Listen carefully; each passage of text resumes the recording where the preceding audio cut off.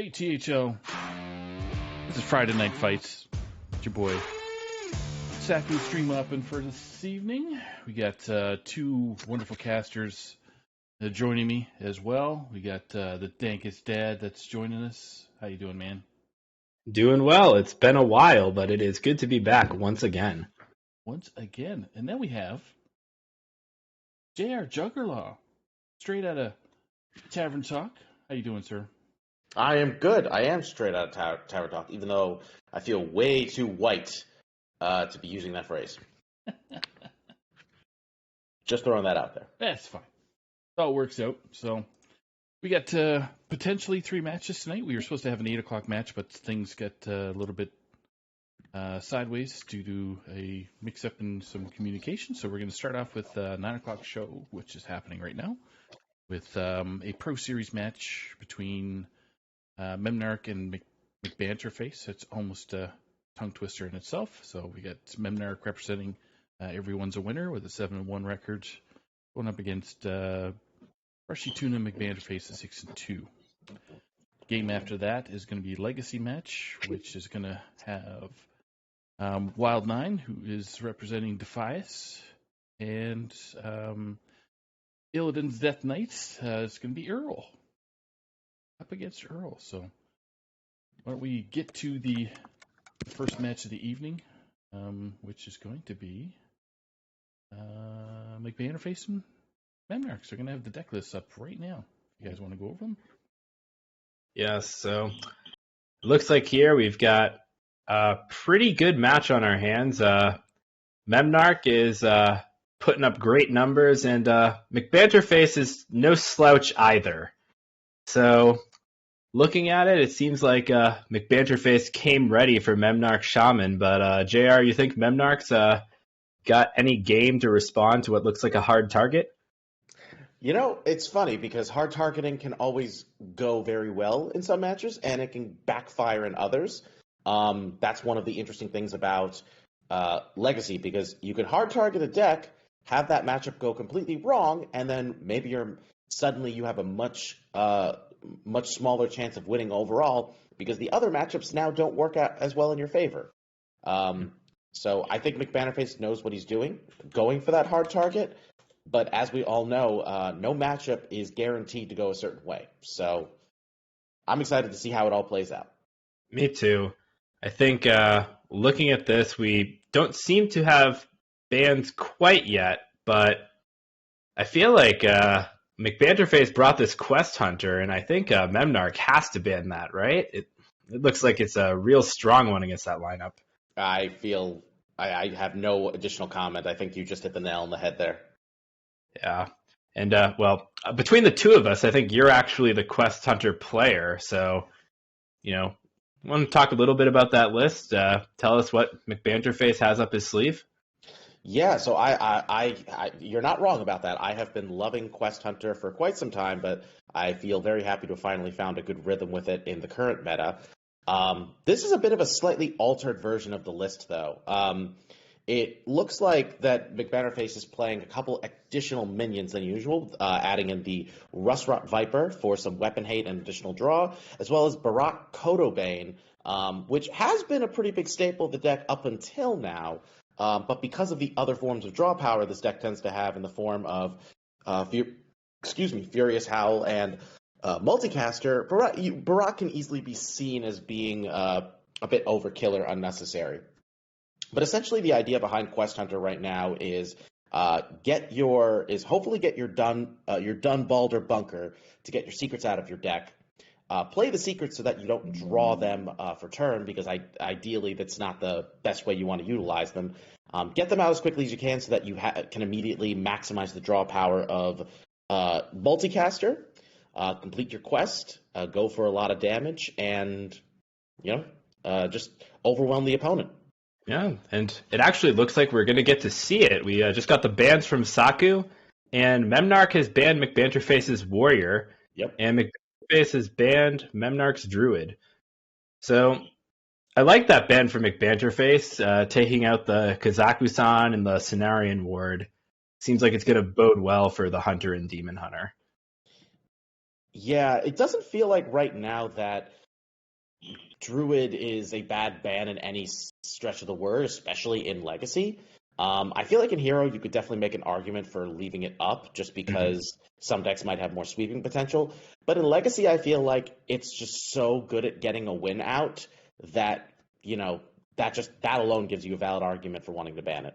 Oh, definitely. And, with Kazaku-san, Overgrowth, and Guff, there is no matchup that is really off the table. So anything can happen there.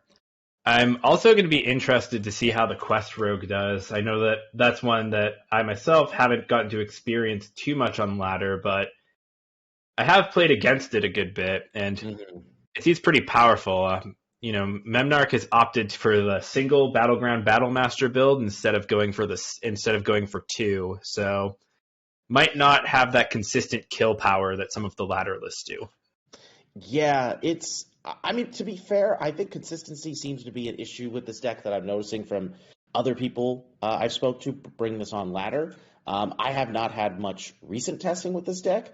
I do think it's pretty decent, but it could definitely have some awkward draws, and sometimes its lack of a very strong opening can definitely leave it in a tough spot against decks like Shaman, Demon Hunter, and Hunter. So I'm not sure if there's anything about it that is super favorable at the moment.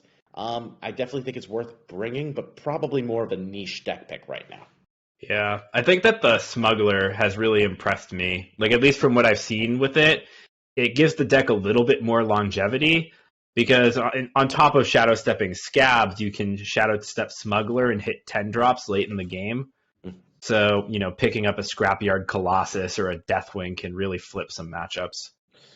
Smuggler, in my opinion, is one of the best things they could have actually given this deck, because it's a card that can be very good in the early game for advancing your board and giving you a bit more options, but it's also a card that can be very good late game after you've played a bunch of SI minions or SI cards, and as you pointed out, yes, being able to bring out a huge minion for the cost of 3 mana is pretty powerful. Absolutely. And yeah, I think our players are getting ready to go. So yeah, I was just curious what. Sorry, go ahead, Saki. I was just going to say I was just going to get the players to rock and roll. So for our viewers, we're going to have McBanterface at the bottom of the screen, or first to spectate for our casters here, and Memnarch is going to be at the top of your screen. Fantastic. And we should also just briefly mention what the current standings between these two teams are in Pro Series, because right now it is currently 6-5 in favor of Brushy Tuna, with Brushy Tuna getting a win, with Lotus Knight getting a win against Jespine in the 2, 3-1, and Karate Dum getting a win against Based Ink in the 5, 3-2. So whoever wins this match is going to get a pretty good edge going into the fourth match, and giving us one way or another, the fourth match is going to be a possible decider for this series. Do you have a pick? I mean, I think it's pretty tough to go against McBanterface, but yeah, Memnarch has played really well from what we've seen, and it is anyone's game. I have an equal amount of respect for both of these players, because even though McBanterface has been a huge part of THL for a while, even before he became a Grandmaster, and he's been super awesome to watch evolve. I don't want to count out Memnarch, knowing he's both a masterful wild player and a really good standard player. So I really feel like if there's anybody who can give McBanterface a run for his money, it might actually be somebody like Memnarch, who's clearly got versatility, as his middle name in a certain respect. Absolutely. And we're into it. Game 1 is up. We have McBanterface on the Quest Hunter against Memnarch on the Quest Rogue. So both players start with their quest, and it seems like Memnarch has a great hand to get action going. He has 2 SI7 Skulkers already, so we'll see the discounts start pouring in, and those ticks on the quest just start moving up. Agreed. It's definitely going to, this is a pretty ideal hand, since he'll be able to really start to get that quest moving, and he'll be able to develop his board pretty quickly, as McBanterface is going to try to strive for some early damage. Yeah. I think the only issue Memnarch might have is that there doesn't seem to be much resource generation or card draw going on in that hand, and, well, he may flounder a little bit in the mid game if McBanderface can deal with his boards. Well, you're not wrong, but at the same time, I think it's not going to be very hard for him to draw a couple cards in the meantime that will likely remedy that problem to some extent. That's one of the advantages of a hand like this. He's got plays he can make in the meantime. He's just going to want to hope he draws certain cards that will really help progress his game state in the meantime. Definitely.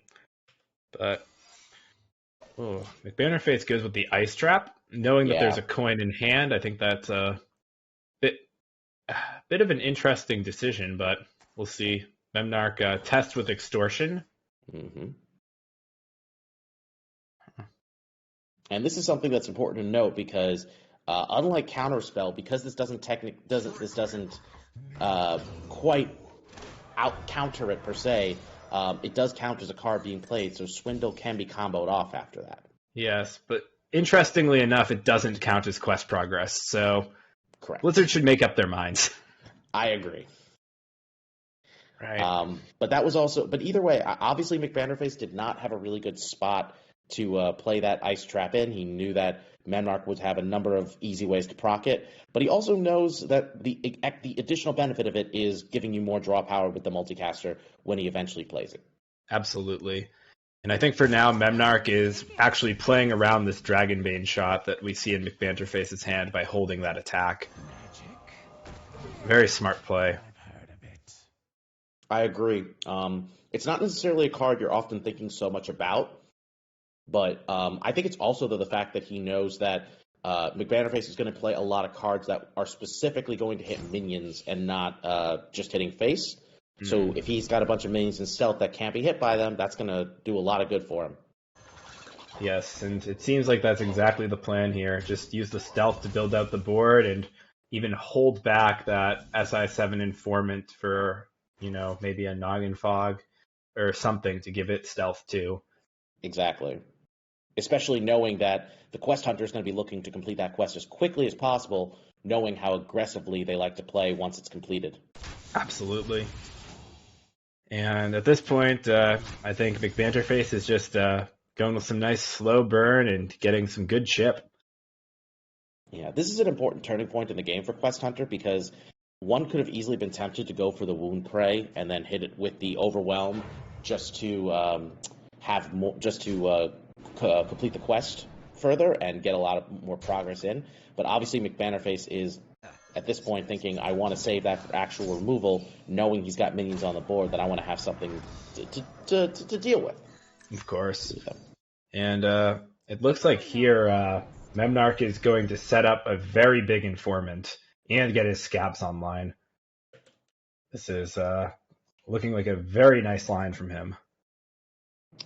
Yeah, I think at this point he realizes that even if McBanderface does have some removal in his hand or some spell cards to deal damage, if he makes a big play now, it's not really going to matter one way or another. Yes, and you have Scabs Assassin for more tempo, or Scabs plus the Noggin Fog generator. We have some interesting positioning choices from Memnarch. I think he's trying to get around this Bola shot the best he can. Very much so. And doing some quick math, it seems like the removal onto this Informant just does not line up well at 8 health.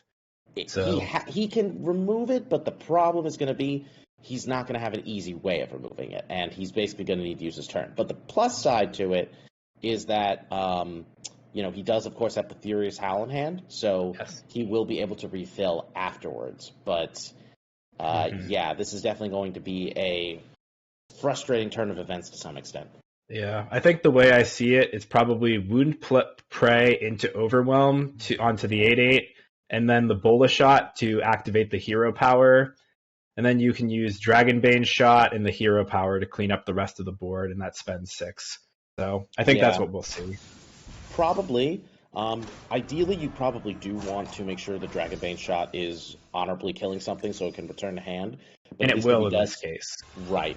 But at least if he has the Furious Howl, he's got, he could use that effectively to refill his hand if he decided not to do that. I do think this is the right play, though, for sure. Yes.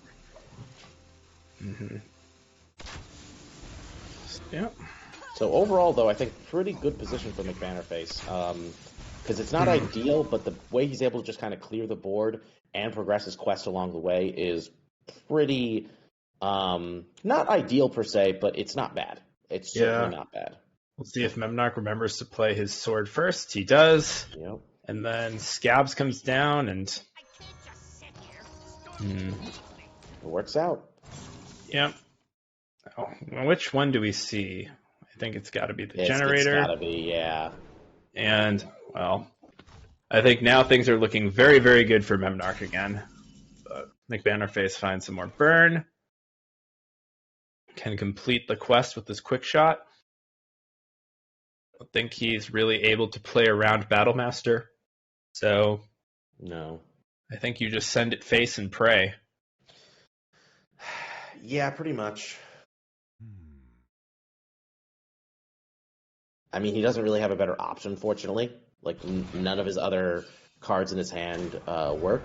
And Memnarch has smartly kept the other, as smartly has the Skulker that can deal with the only other real answer that McBannerface would have, which is Freezing Trap.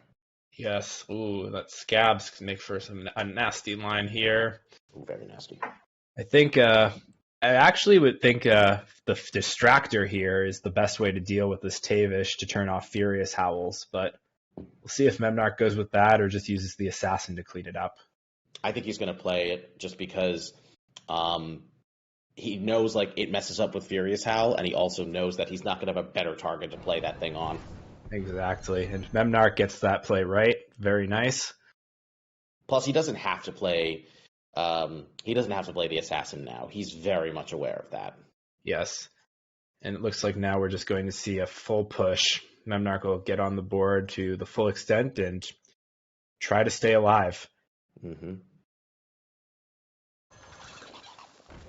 Mole. Okay, and what's going to be the Fate Seal? Ooh, Bunker Ooh. is a pretty mean one.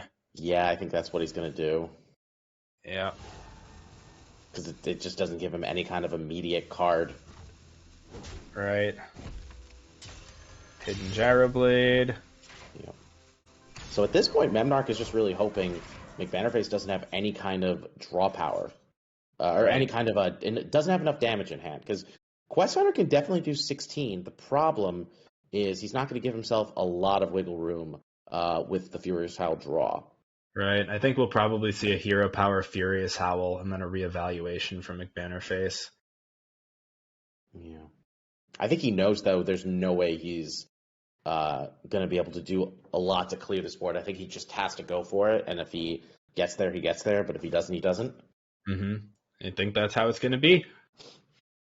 So let's see. Looking at this deck list, I'm not sure what the out would be for him. Probably Aim Shot would be close, but it's not great because he still doesn't have that's 3 mana out of what would be a very limited supply. I think Tracking's the draw. And it's Yeah. Tracking. He got it. He got the one he Ooh. needed. Oh boy, but he's And running out then of time. here we go, Tracking into Arcane Shot. That could actually help. Oh, he's got it. Oh my god, he did it. This is why McBannerface is the best player in NA, folks. He I sees was the gonna say, line. that is just enough lead. That is just enough, Yep. right? Yep, he's got it. It's dead even. Wow. Well played. You know what? Leave it to McBannerface to think under pressure like that. Yeah, it's a lot easier to see the line from here than it is to see it when you're playing. And kudos to McBannerface. That was very well played. I feel like I have no excuse for not recognizing that. I mean, Tracking really is one of the best cards in that deck as you get to the late game because of just how much it's able to enable more damage. Yeah, I think he needed exactly Tracking into did. Arcane Shot. That's He did. That's He gonna. did, 'cause I'm doing the math and like knowing that was exact lethal. There's no other way he could have actually gotten it that way. Yeah, well, and even though he didn't take home the win, I think Memnarch played that game flawlessly. That's probably one of the best single rounds of Hearthstone you're going to see. That was like a GM game, frankly. Absolutely. But like I said, I think if there's anybody who could give McBannerface a run for his money, it is Memnarch. But of course, McBannerface taking a big W and putting himself up 1-0. So he is going to be retiring that Quest Hunter, which I got to say, I'm definitely surprised at how well it's been doing both on a ladder level and on a GM level and a tournament level as well. So Definitely. we'll see. And we see Memnarch is going to be sticking to the Quest Rogue, and now McBannerface is going to be moving on to his Quest Fell Demon Hunter. Oh, that's a good hand. Spectral on the left, Need for boy. Greed, glides in position. I mean, what else can you ask for? This is 1-2. This is almost Quest on 3, Quest on 4, full hand of discounts. McBannerface has got to be pretty happy with this start. I can't see a reason why he wouldn't be. I am a bit surprised he's not playing the Quest right away, though. So it does make sense because of yes. Kurtrus. Right, because he can play it here knowing that it doesn't actually change his line of play. That's right. Right. And I forgot sometimes they do that. Right. And weaving in that extra hero power gives +1 attack on the demons that Kurtrus summons later. Correct. So McBannerface is optimizing. And then for Memnarch, ooh, it's a nice discount there, but unfortunately not really the card you want to hit. Nope. Okay. And we see now McBannerface is going to complete the first line of his quest. Yes. And we see another Spectral Sight, which not going to get as much value given the current state of his hand, but we also see a Glide in hand. Yes, and I think that if Memnarch goes for a value turn or doesn't empty things out, I'm sure that we'll see this Glide come up. It looks really juicy. Yeah. And what's the Spy Gizmo? It is the Noggin Fog Generator, which actually is pretty unfortunate for Memnarch. Yeah, it's not very helpful in this matchup particularly. If he really wants to, he could... Okay, never mind. All right. There are a couple things I was considering. I think we might see an Illidari Studies Glide here, potentially. I could see it. It doesn't feel like it would be a bad move here, because I'm sure even though McBannerface doesn't... Well, which Glide are we going to see? Oh, God. Jesus. I feel like he just takes this one, too. I mean... It's the best card to shuffle right? in, I feel. Yeah, exactly. And we'll probably see Glide, and then I'm sure McBanterface will find a use for the mana afterwards. But that's really something. I mean, it feels like Glide is 90% of the reason why Quest Fell Demon Hunter is seeing so much more play than regular Fell Demon Hunter.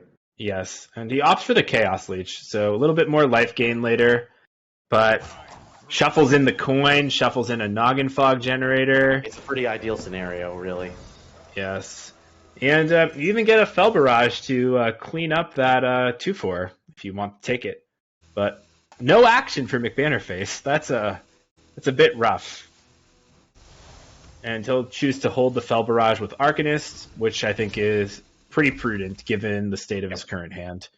I mean, this is what we see can often be one of the most frustrating elements of playing the Quest version, is that if you glide and then you suddenly find yourself with a hand that doesn't really give you much to do next turn, you might have to kind of get creative or be patient. Also, we see Memnarch got the coin back in hand off of that glide. Yes. Which is pretty priceless. Yep. Oh, Illidari Studies, that's a good pickup. That is a very good pickup. Although I think unless the only draw power he wouldn't want here is like Skull. I would take a Skull. I mean, you would, but it wouldn't be immediate draw power is the only thing. Yeah, I mean, I think that with this hand, McBannerface might want to just go for this clear, just to clean up this board. Yeah. So, Need for Greed, though, that's too good. Ooh. You let there be draws. All right, and Kurtrus will be here next turn. So, I think here, Fury and Fel Barrage seems like a good play to clear up the 1/3 and 4/3. I would agree. And then we'll see He can also Fury the 1/3 to make sure that the Fel Barrage clears the 4/3, which I'm all for, especially because one of the other awkward points that this deck can awkward setups that this deck could be in is playing Kurtrus, but not really having much of a follow up, and just kind of having to hope your opponent can't capitalize on that. precisely. But I think here McBanterface has got the tools. All right. Oh, Scabs. This is a very powerful. I was going to say, Scabs is definitely going to make this awkward, though. Well, Scabs is like exactly what you want here. Oh, like 100%. This is a lot of action. Oof. All right, another generator. Oh my Poor God. Memnarch, but we'll see here the swindle. And he doesn't another put one. Anything back to the deck, which is nuts. Yeah, but unfortunately, yeah. Well, I think it will just take double jump. Well, I think we'll probably see Kurtrus. Battlegrounds Battlemaster doesn't present lethal, so I think the Kurtrus will just come down. And then maybe a cycle of the Viper.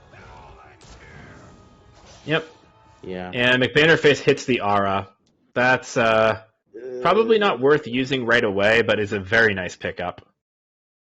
It's tough because if I'm McBanterface, I'm thinking I don't play it, but he's trying to make sure there's not a scenario where we're not playing it this turn is going to bite him. But I think he made the right move holding on to it because he's going to live this turn. Memnarch is going to get close to lethal, but obviously McBanterface is going to be able to do a lot next turn. The thing he's really looking to draw is the oh my God, Hellscream Blast. Thank you. Yep. So he can get some life gain, or he draws the Eldrazi Blades. That obviously would also be good here.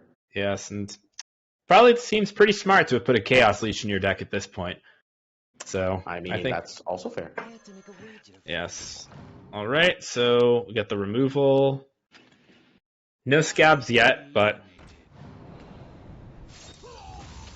next turn that will be an option for Memnarch. Right.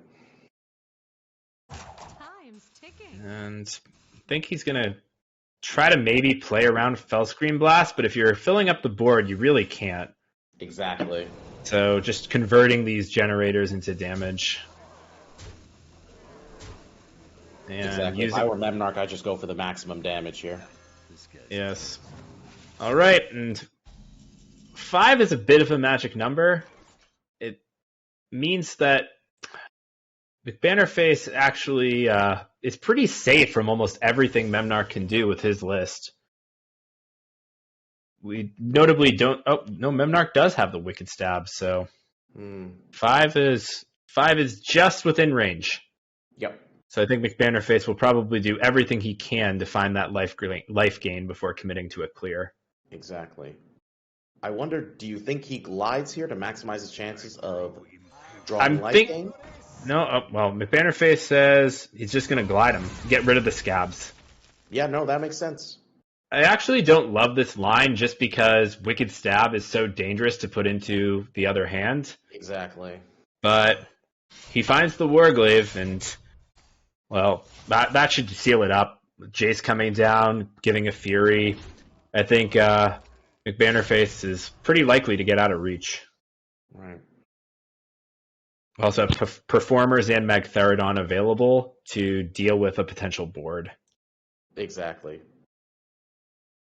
Jace is definitely going to give him enough attack on that weapon to give him some more life gain, so I think that's going to work well. Yes. But of course, this Secret Passage could end up giving Memnarch something good here. And there's the Wicked Stab. So that Eldrazi came in pretty clutch, but rest looks slow. Is he going to trade it? He is going to trade it. Oh, no. Oh, that's unfortunate. I think you have to send the stab here. You absolutely have to. Yeah, that was a pretty aggressive play from McBanterface that seems to have paid off. I don't know if I could have brought myself to do that. I don't blame you. All right, we see another Arcanist. There's no lethal setup here. I mean, it could, depending on what he gets off of the swindle. So, well, I meant for McBanterface actually. Oh yeah. No, but he's just trying to do his best to gain enough life. And he'll be fine with the Chaos Strike for sure. Oh no, he never played that. That's right. So nope, he's Gets Still the gets 6 more Fury, life, though. goes up to 9. And 9 is out of range. But For now. yeah, and he can deal with a full board with the Performers and Magtheridon, so he's okay for at least a little longer. But tough spot for Memnarch. Yeah. Think there's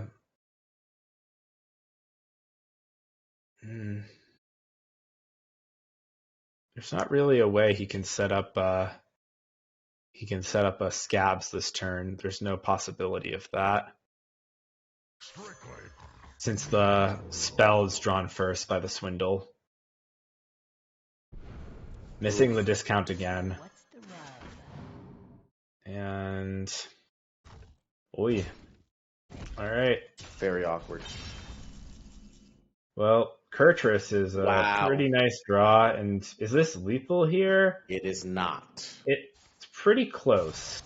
Wait, so Kurtrus... No, it it is lethal. Yep. It is lethal. My apologies. Yep. Wow. See, wow. Always be counting. It was exactly lethal because I forgot about the initial hero power, right? Yeah, and I forgot he had just enough mana. I thought he was like 1 mana short of being able to play it all, but nope. That is going to be a 7 attack hero plus a 7 attack minion for exact lethal. Well, he had a little more gas too. He could have got him for 2 more. Yeah, he did actually. Never mind. Great play from McBannerface once again. Oof. Ambitious line with that glide leads to another win, and Memnarch's backed into the corner. Yeah, this is also a little awkward for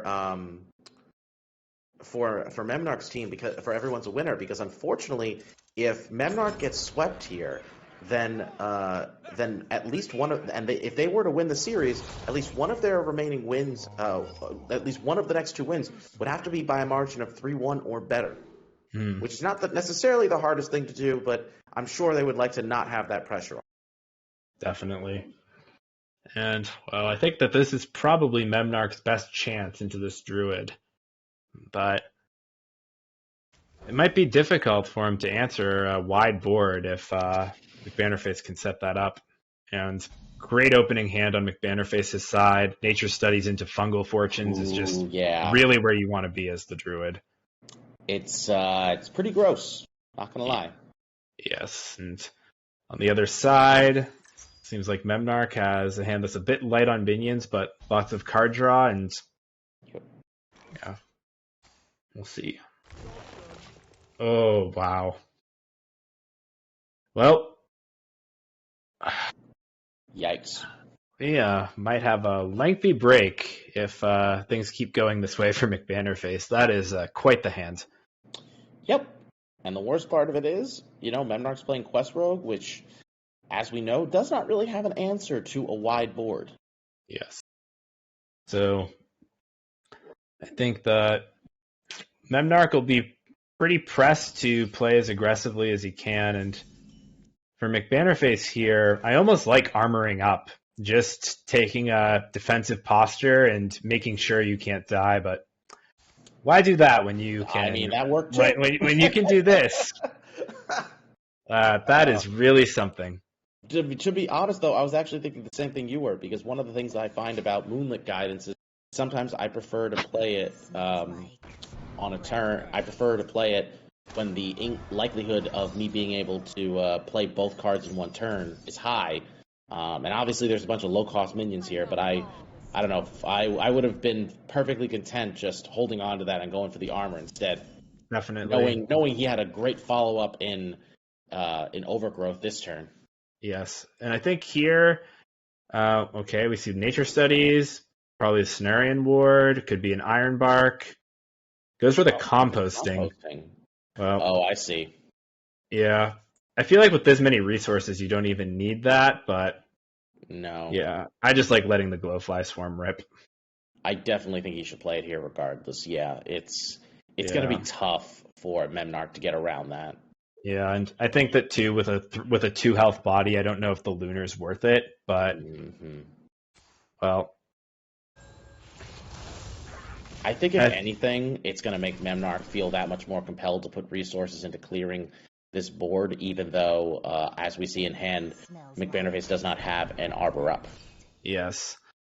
Well, clearly McBannerface was just playing around that Robes of Protection. He must have known. That's Clearly. and then we see next one up, 4. Well, I think this might be the first time we've seen remote-controlled Golem in a THL game. I would say probably. And I'm not upset by this. in spite of the early lead from McBanterface, we do have a battle for the board and resizing pouch. So, pretty complicated turn. Yeah.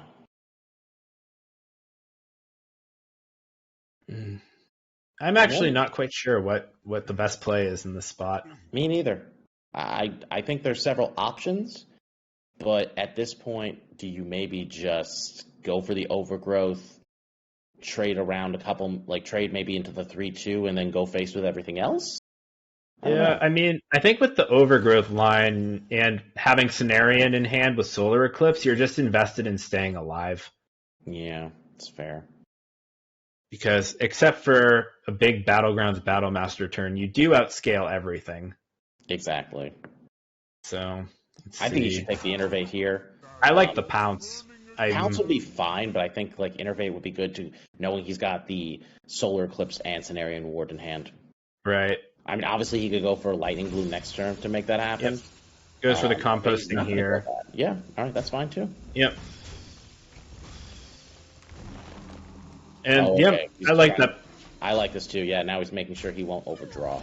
Yes, and he takes the Innervate to back up a scale of Onyxia for next turn, which makes sense. Yes. Especially when that card can be very good in a matchup like this. Yes. Yep. And that SI7 is not quite enough to complete the quest. The agent is just a bit shy. And I think Memnarch is going to use it, but probably is a little reluctant to give McBannerface more cards. Exactly. Another Bloom. He's probably thinking, I don't want to give him more cards, but I also don't want him to go Arbor up and make me feel bad for the decisions I've made. Yeah. I think now it's mulling whether he wants the extra bot in the deck, or if he just wants to use the weapon and protect health on the minion. I mean, I would say just go for the bot. You're doing the same amount of damage one way or the other. Yeah. The only thing I don't like about this is that it plays a little bit, unfortunately, into the scale of Onyxia. Right. So, and now there's that Arbor up, just a little late. I don't think there's a setup here to play Arbor up and scale at the same time. Nope. Wouldn't that be something, though? Yeah. I think it's just Innervate scale. I don't see another line. No. But this is still going to be fine because he won't have to clear off all of his whelps in order to clear the board. So, still puts him in a pretty favorable position, especially looking at Memnock's hand at the moment. Yeah, I don't think he's going to clear this Golem. I think he's going to be threatening. Yeah, I like that McBannerface. That's nice. That is a very nice play. What's the rub? Okay, he's going to complete the last part of the quest and get Scabs to hand. Yeah. So this is actually a lethal setup that McBannerface made, which is great. With the Solar Arbor up and the Feral. Oh boy. But I mean, this isn't going to be enough. But it's a lot. It is it's just short. It's 22 damage by my count. So wait, hold on. I think he's going to go for it. Yeah. I think he's still doing this though. Because you're including the Feral Rage, right? Yes. Yeah, so that would be an additional 4, so that'd be 22. Yeah, if he had left one more of the whelps up, it would be lethal, but I think now Battlegrounds Battlemaster is just a little short. So Memnarch does have to respect Battlemaster, or McBannerface has to respect Battlemaster plus the Blade. Right. So I think McBannerface will probably clear the 3-2 and send the rest face. I agree. He could also afford to clear the 8/8 as well, but I think he's playing this line pretty aggressively, and I don't expect him to stop. Yeah. It just puts him in a really strong position right now. Because he just goes super wide, Memnarch. Oh, he didn't play around it. He did not play around the blade. So if this was a different spy gizmo, Memnarch would be walking away the winner. Nope, but it isn't a different spy gizmo, though. Memnarch is unfortunately 3 damage off lethal. Yeah. So is the question though is does Memnarch have any sort of out to dodge this situation? Well, he'd have to clear off all the minions with 6 attack, or at least kill off all the minions but one of the 4 3s. And I'm trying to think, is there a possible way in which he does that? Oh, he could in theory go for the smuggler and hope he gets like a big taunt off of that, but I don't know. I don't know what's the likelihood of that. Well, I like this line. You're looking for assassins. See if you can find those. Yeah. Foxy Fraud, Informant. That doesn't do anything. Nope. That is just unfortunate. So tough for Memnarch. I think McBannerface uncharacteristically gave him just the smallest window, and it was not enough. This is honestly what I was kind of afraid of, where Quest Rogue was going to struggle to get a win, because unfortunately it is one of those very weird niche decks. Memnarch felt very confident in it, but unfortunately just couldn't get the job done for him. Yeah. All right, that's that. McBannerface with an efficient 3-0, taking care of Grandmaster's business and THL all in one day. Just another day for Grandmaster McBanterface. Yes.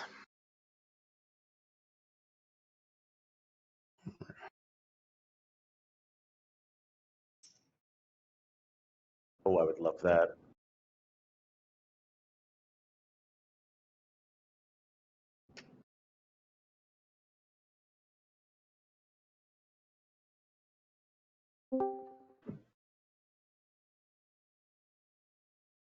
Hey, thank you. Thanks for joining us. Those were some awesome games, and I think that game 1 was one for the ages. Both of you were just phenomenal. Tit for tat, as they would say. Yeah, that was a good game. He played it a lot better than I think a large majority of people do. Just like keeping minion stealth makes it very obnoxious for Quest Hunter to do things. So yeah. And it seemed like when he did finally unstealth his minions, he wasn't necessarily prepared for you to have such an effective response to his board. Yeah, especially like having like the Bola shot. I feel like it's the best answer to a board like that. It was more efficient than I would have thought. Yeah, the numbers just lined up perfectly where, you had that exact clear. And, we were trying to count it pretty quick just up from casting, but yeah, it's tough to find that heads up when you're in the game. Yeah, I'm definitely not used to playing Quest Hunter much. So, in fact, it's actually the first game of Quest Hunter I've played for like months. I just took the list from somebody. So I'm not very used to like the breakpoints, and it's hard for me to visualize like, is this going to clear? So my first thought that turn was, okay, can I go face and like set up 2-turn? Figured I couldn't. Right. And then same thing kind of happened on the lethal turn where like I'm just not used to it, so I don't know if it's going to be lethal there or if I have to try and clear up the board, but felt like a losing play. So I mean, it's funny because when you did get to the lethal turn, Dankus Dad and I were both trying to figure out, did you have any kind of answer there or way you could deal enough damage that turn? And he pointed out that the only real out you had there was going tracking into Arcane Shot, just because that was the only way you could have it. That was the only way you could get damage that would also allow you to play all the cards you had in hand to keep triggering your hero power. So It was pretty crazy when after that one draw you got off of Furious Howl, you got literally the exact thing you needed. Yeah, I think everything was like, I mean, drew everything in the right sequence. It was pretty perfect for sure. And then, sorry, go ahead, JR. No, you go ahead. You go ahead first. I was gonna say, moving on to that Druid game. That game, I like the aggressive game plan with the tokens. I think, I think that I would have navigated that game differently from JR, and I think we both would have navigated it differently from you. And it's really awesome how a deck like that just is so flexible and really can, be a threat on so many different levels. Yeah, definitely. There are a lot of different ways to play it, and I'm not even used to the Glowfly version. I submitted a non-Glowfly version for GMs. It's been what I've been practicing, but playing from the Quest Rogue side a lot, I remember that if they just Glowfly and I go face there, I think a lot of the time their minions trade so efficiently and they have so many answers that if I don't address the board in some way, then I end up just losing after the first Glowfly. So I figured I needed to prolong the game a little bit, get some more resources, and try to close it out on the Scab's turn, basically. Yeah, Right. It was a tight one though. If Memnarch had the right gizmo, that could have been it, but it was. Yeah. I thought about the potential. I probably should have traded one. I knew that the only out was he needed to have another weapon into Battlemaster. Was, I think, the only lethal out, but Yeah. probably could have gotten away with trading one, but assassin stuff gets a little scary if I overtrade. So I just ship it all face. Right. Well, he knew at that point that if he went for Battlemaster, he still couldn't have cleared your board. So he knew he had to rely on trying to get some kind of answer off the Secret Passage. Just sadly did not work out for him. Yep. Yeah. I mean, at that point, for as long as I've played Quest Rogue, I don't think there's any answer to that board as long as it all goes face. But if I trade too much, then sometimes they can scramble together a clear. Right. So yeah, I figured they have to kill me that turn, which is super unlikely. Exactly. And clearly you understood, as you were saying, you understood how going wide with a Glowfly Swarm, especially against a deck like Quest Rogue, can be so impactful and such a game-breaking play. And once you had that big board with the Solar Eclipse into Arbor up, it just seemed like that was it. That was the point of no return for Memnarch. Yep, definitely. Once you land the Solar Arbor on pretty much any amount of minions, they kind of need lethal setup that turn, or they generally can't answer it. Absolutely. And just one last sort of general question about the lineup. So looking at what you brought, it seems like you definitely had Burn Shaman in your sights as a deck to go after a little bit.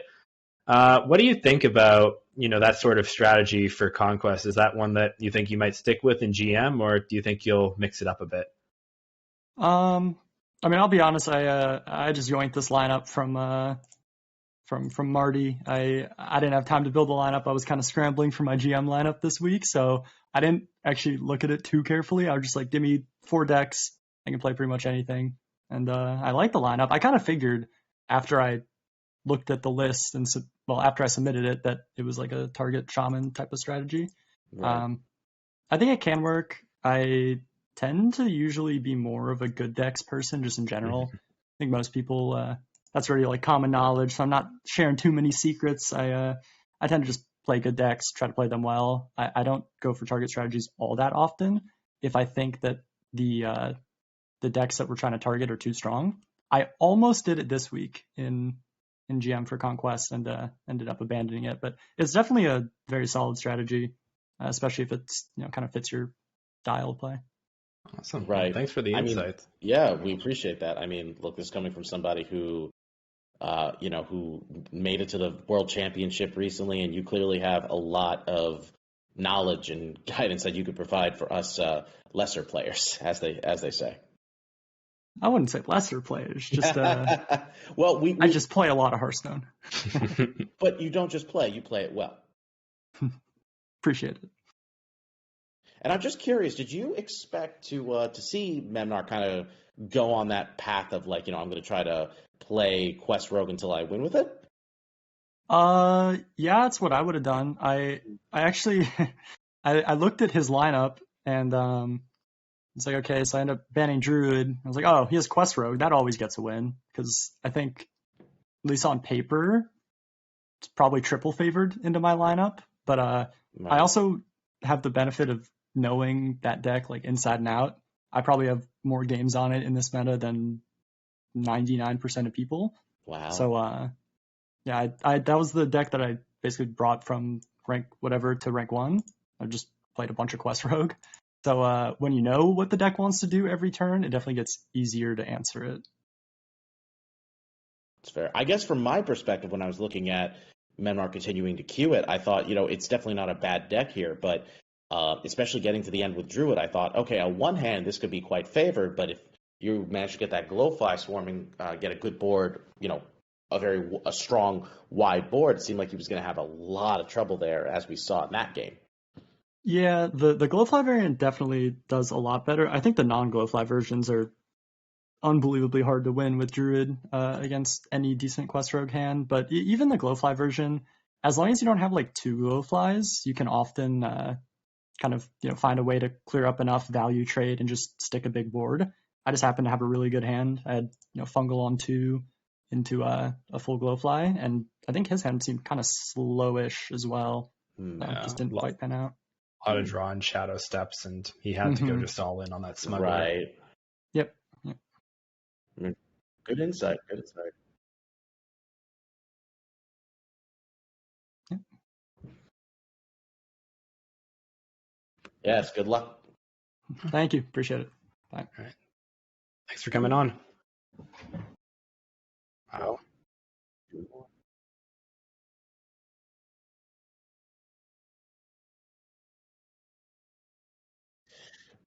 Yeah, I mean, this is my legacy team. Obviously, Earl's on my team, so I've been kind of paying attention. But from Earl, we've got ourselves Demon Hunter, Druid, Shaman, and Warlock. And Wild 9 brought Demon Hunter, Druid, Rogue, and Shaman. So each of them kind of brought a bit of there's a one class difference there, but both of them brought Demon Hunter, Druid, and Shaman. And obviously, we got the double Druid band, so it's going to be interesting to see how these decks match up with each other. So I think that I'm not trying to slander your team, JR, but I think that Wild 9 here is coming for Earl's Warlock. Looking at these lineups, that's what I see. I'm expecting Poison Rogue, Burn Shaman, and some sort of Fel DH. And unless Earl is mixing it up this week, I don't know if the Warlock Bring is going to be able to handle that. Well, all I'll say is this. Earl did not bring some cookie cutter Warlock deck this week. Hey, I'm about that. I've played against both of these guys. I was also in this division, and both of them are great players, and I'm curious to see how Earl adapts. That'll be a treat. I mean, I'm hoping we're really just hoping for a repeat of our matchup against them 2 weeks ago. I wound up beating Classy Thug for 3-0. So we got the 4-0 lead right now, and we're looking to maintain it. Last week, when we faced them the first time, it was Earl, myself, and Jespine who won our matches, and then it was Nebkanuk and Azima who won for Defias. So we're really hoping for a repeat of that, but I also know Wild 9, he is no slouch. He is looking for some revenge. Yeah. So we'll see. Just don't spoil it for me, but you've got my hopes up. I want to see some Curse of Agonies come out. I'm excited for how this could go. So, and there they are. Yep. I won't spoil it, but I'm curious to see your reaction now. There you go. All right. So we have the Shaman Mirror to start it off.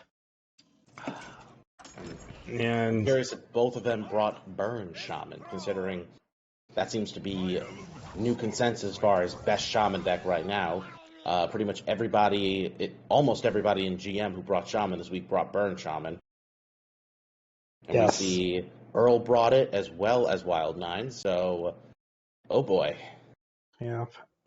My experience against this deck, I've had the benefit of just playing Warrior and enjoying my free matchup, but yeah, I think there's merit to bringing like Bolner, OTK, or Quest Shaman as well, but I definitely do see why this deck has become, pretty popular. Yes, and with the Wildpaw Caverns and Bolner, I think that it just has, or not Bolner, excuse me, Brucan, I think it has all this extra reach that, it just can't really attain in the version without it. I would agree. Though it is interesting that neither of them drew their caverns early on, so we're not going to see any crazy shenanigans because both of them do have a lightning bloom in their opening hand. So it's going to be interesting. No. Earl opts for the Vash over the Phoenix, which I think is a really tough choice. Both of those are two of the best options that you can see off the Primordial Studies. Agreed. Phoenix is obviously really good, but at the same time, I could understand if he thinks playing Vash gives him like more of a immediate play right now. And Vash Prime can obviously be amazing later on, being able to get 3 spells that not only like you just tutor from your deck, but are also basically free now, and can help contribute to an OTK attempt later on. But we see Wild Nine's going to go for the multicaster, and he's going to get 2 draws off of that. He's obviously has to play the Lightning Bloom to do that, but not too bad overall. Yeah, I like the choice. I think that putting the 3/4 in play gives him a little bit of pressure, might force some burn out of Earl, or let Wild Nine get in a little bit more damage. I saw he was mousing over the Frostbite, thinking though about maybe delaying another turn, but taking a Lightning Bolt is just huge. And I don't know if we'll see Wild Nine answer with an Overdraft to protect his life total or try to save those up. I feel like he's probably going to throw one of them back, knowing he has one. I don't know. He could throw out the Thalnos, maybe thinking that he'll throw the Vash into it as opposed to going face. But well, I think the line we'd see is actually Overdraft into Frostbite as a potential to clear, protect the life total, and then put a little bit of a tax on Earl. That is true. So yeah, so he could do that. Yeah, and it lets him keep up Primal Dungeoneer and Thalnos for more draws. You have the Macaw as well. It's a tricky position. Like, I think that Trade and Thalnos also are very valid lines. But we'll see. I think this is fine though. Yeah. Especially with the second Overdraft in hand. Yes. So now Earl, unfortunately, is probably in a passing turn. I don't think there's much going there for him. And this is a nice Dungeoneer for Wild Nine. Multicaster? Yep. That'll work too. 2 free cards. 3. 3 free cards. Oh, excuse me. Yes. We have the Arcane, the Frost, and the Nature. So. Oh my goodness, yes. He is getting all of them, and somehow I keep forgetting the Frostbite is a frost spell. Yeah, I mean, we're all counting wind chills. I know that's what I do too. Exactly. So lots of choices here. Cycling the Overdraft is not bad. You can't really go for a Cavern yet. Thalnos is probably a bit of a waste of a discount. Yeah, we'll see the trade. Picks up a wind chill. Not bad. And Earl picks one up too, but we'll see the Frostbite there, and Earl returns the favor. Yeah, this actually works out beautifully. Yeah. Earl doesn't really have a good follow-up play at the moment, so what better way than to use up his spell, hurt your opponent, and eliminate that inevitable, I have to play a spell that's going to cost 4. Yeah, I think we might see the Lightning Bloom here just to get this Cavern online. But playing into the Frost, the Guardian, is a little bit of a risky proposition, but Wild Nine embraces it. So, I mean, I think he knows being able to get his Caverns out first is going to be very helpful to him. Absolutely. All right, and Earl picks up his own Multicaster. Ooh. So now I think Earl has all of them. 3 as well, right? Yes. Yeah. So Multicaster. This is a really good turn right now. Yes. I think he's just trying to remember, like, did I play all of them? And yeah, I think he realizes he did. Yeah, so we see the cards, and we have Frostbite, Sleepbreaker, and Multicaster again. Wow. Okay. Yeah. And Earl finds his own Cavern, which... Brucan for Wild Nine. I like this. Lucky So for Earl, though, Wild Nine does not have has already used both his Lightning Bloom, so he's not going to have a way to get that out early for now. yeah. So here's the question: do we see the landslide turn right now from Earl? It's not a bad idea. I don't think there's really another great choice, but it seems very powerful to go for it and just. He could put also on- go Lightning Bloom so he can play the Caverns too. Yes. And I don't dislike that play, to be honest. Personally, I think at this point I would rather leave my board as clear as possible to make dealing with the Snowfall Guardian a little bit easier. Especially with Vash, I think Earl can take advantage of the long game. But, going for the win on the board is also, pretty valid, especially since Wild Nine's used Macaw. Right. But I think you're right, though. If he does go for the Lightning Bloom here, that is going to make things for next turn. So this is definitely a valid line of play. Yes, and picking up the Caverns is actually nice for later, too, because it means that Vash will not draw them. So Vash will be discounting cards so that Earl can point at the face. Right. And he's not really going to be looking to play Vash next turn anyway, so that overload is pretty okay. Yeah. Pretty okay. Yeah, I think... Actually, I think you might want to play Vash, let it rip, just to put so much pressure on. It's a hard one. Yeah. Because if you don't Vash, I don't think your options are very good.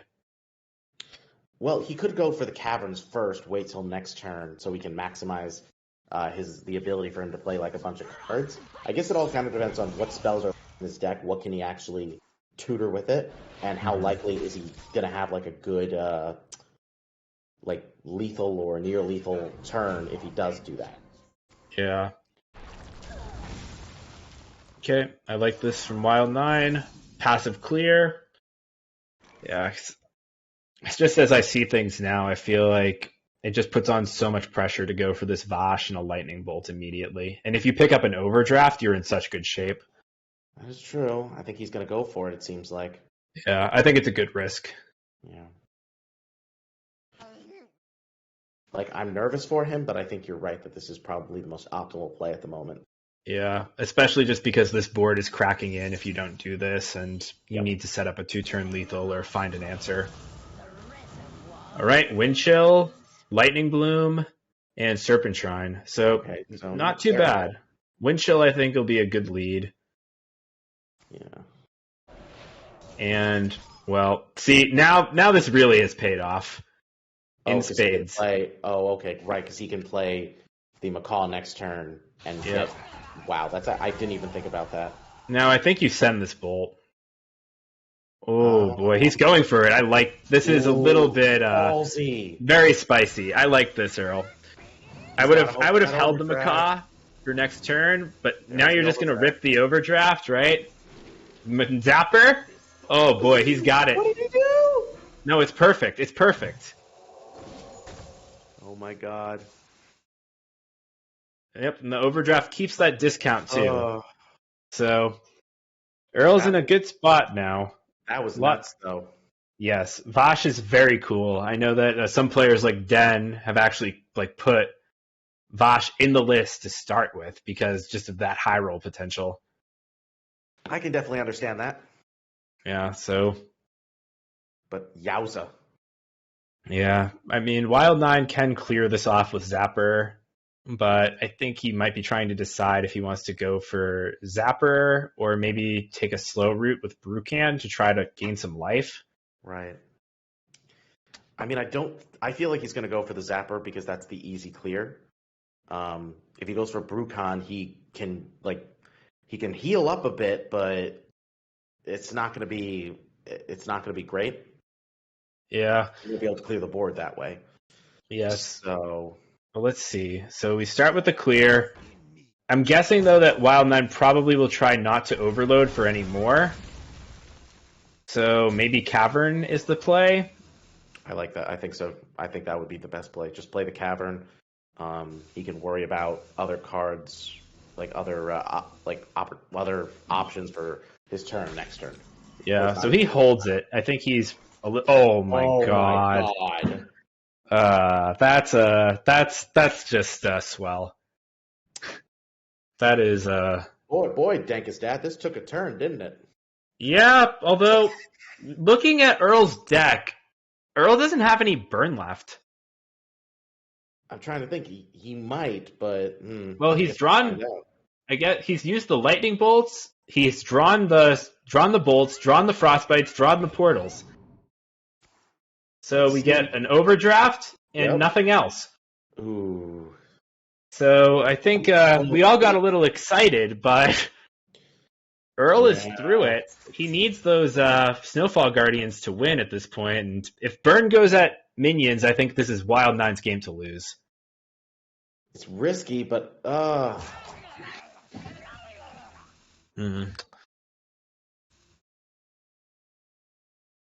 So, because counting up the damage that's left, right. if Earl goes Zapper, Lightning Bolt, Frostbite, Serpent Shrine, and Overdraft, it's not enough. So Earl has to connect with a minion or find Brucon at some point. And those are all going to connect for sure.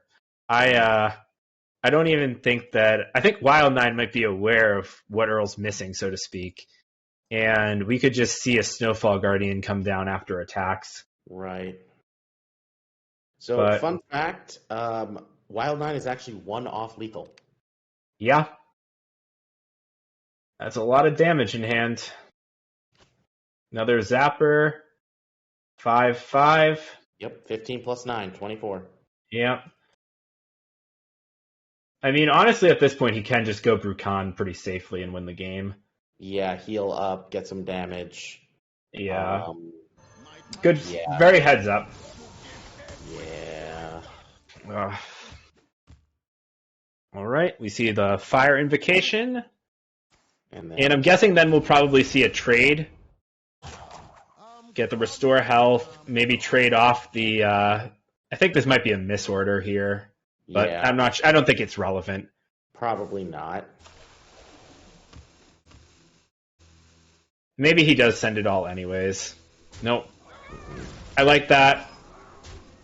It plays a bit around the Snowfall Guardian, but I don't think it's going to matter. That is almost enough burn in hand. It's only 12, so...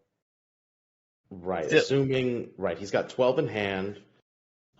He's just got to hope that this board isn't cleared, but we know Earl is going to definitely clear it in some form. Yeah. So here's the question. If you're Wild Nine, are you going to take the risk and play the Parrot? Are you just going to go for it? Or do you... Because it's 50-50 every time, right?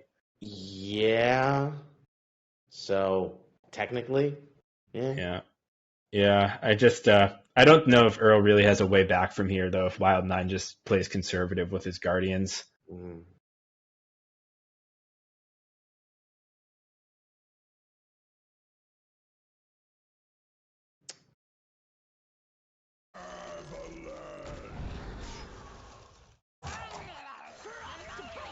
Okay. Yeah, that's unfortunate. Yeah, I mean, Earl just has nothing left except for his own Brucon. Right. If he's running that list, which I'd assume he is. Sleepbreaker's not enough. We can see Wild the Parrot. Yep. Wild Nine. Well, no, he's got... Oh, no, wait, he had lethal anyway because he had 15 damage. Oh, this is... Oh, Earl left up the Novice Zapper. Even if he had lethal, even if he cleared the Zapper, that was the problem. Earl's only way of getting out of that was playing his own Brucon. Well, wasn't it only 12 with 3 burn spells and 1 spell damage? Oh, you're right. Yes. I'm dumb. No. That's why it was a problem. Oh, God, it's Friday. That's my only excuse. Well, I studied math, and I can say that, as one of my professors had the saying, that math is easy and arithmetic is hard. And that always proves to be true. Wrong. I mean, I used to be a mathlete. I moved on to linear algebra in college. Don't even get me started. Right. So, Wild Nine taking the first game 1-0. That Shaman Mirror being quite an interesting display, as we saw. Now the question is, are we going to see Earl stick to Shaman, or is he going to switch decks as well? So, I feel like looking at the lineup, we see Rogue and Demon Hunter. And I think that the Shaman could potentially have some struggles against the Rogue. So I feel like I'm full disclosure, I am expecting Poison Rogue from Wild 9, and I just don't feel like anything that Earl has left in the tank I'd expect to line up well into that Rogue. So maybe just stick with the Shaman into Demon Hunter, play your own Demon Hunter, shoot for a mirror. I don't know, but looks like we are going to see the Shaman into the Rogue. And sure enough, it is actually Quest. Wild 9 opted not to bring Poison, which is a bit of a surprise to me. But let's see. Earl has an excellent start, and Wild 9 seems maybe a little slow. But as we see, he did bring Quest Rogue, so that's going to be an interesting. Yes, that's going to be interesting to see if this is going to go similarly to what happened with our last match. Yeah, and in this spot, I would expect Earl to be pretty favored here. So we'll see. On your end, is everything going smoothly? Oh, there we go. There's Mulligans. All right, and it seems like Earl's hand looks fine, and Wild 9's maybe could use a little work, but it's all right. Earl picks up a Phoenix or Guild Trader. Some great options. And I like that Phoenix there. It's a strong setup. Tricky turn for a Wild 9. Might just be a double trade. I think we could see him send off the Blackwater Cutlass and then the Extortion. Gets the discount on the Extortion, so maybe he holds that. He could. Yeah, he could play it next turn and use that as a way to combo the Swindle. Yes. Well, this is a pretty solid hand for Earl, though. He can go for the Phoenix now, but then he can also go for the Cavern next turn, and that is going to be a pretty great opportunity. Yes, and it's actually pretty funny now because Wild 9 really wants to hold this Extortion now to deal with this Phoenix, but I don't think he can afford to. I don't think so either, especially when he's got the Smuggler in hand, where if he really gets some big plays going right now with his SI cards, then that could really help him get some momentum. Definitely. I think I like the Extortion maybe into the Agent here. Yep. Yeah. And it's more mana efficient, so I definitely like that. All right, and what's the gizmo? Whirling Blade could be pretty huge, and it's the Distractor, which is actually a great answer to the Phoenix. Or it can be a great answer to one of the 3/4s that come off of the Cavern. Yes, absolutely. Now, I think... Wild 9 has the Prize Plunderer. That is atypical. A good inclusion. Yeah. I think the Informant here is a nice play since it's not really likely to accomplish much in this matchup. I like just shipping it down. I could see him shipping it, but I could also see him going for the Distractor into the Smuggler. Mm-hmm. I definitely like the Informant, even if it's not really going to accomplish much. It does kind of help further the quest and plays it at a turn where it's not really going to be consequential for him that he didn't do something else. Right. And Distractor and Smuggler is okay, but I think that Wild 9 probably is a little bit anxious about Landslide when the Phoenix is coming online. Yeah. I mean, it's not like an OTK turn, obviously, but knowing that Earl will be able to take advantage of the spell damage and knowing that Wild 9 probably doesn't have a good answer to it at the moment, I mean, that's going to be pretty good. Well, we see the Distractor line, which I think with Caster Vision we know will work out a little bit better. Right. So, well, Mancrick's a solid hit for free. Right. And notably, this Frostbite actually cannot get the honorable kill, so... Rip. Yeah, no taxes. All right. Ooh. Portal is nice here, but I think Wild 9 has to be just a bit relieved at any damage that's not pointing at him. Exactly. But a little awkward. I think we might have to see the Swindle just played natural. Yeah, because that's the only way he can actually guarantee. Well, actually, he could go Informant and hope he grabs one of the 2 answers, or 3 answers, actually. The 3 Spy Gizmos that would let him clear the Phoenix now. Actually, I think that might be the best play. Yeah. Well, we can't say for sure what's in Wild 9's list, but What's the rub? he will opt to take the risk. I just know that looking at most lists, the only spells are Swindle, Wicked Stab, Extortion, and And he Shadow got it. Step.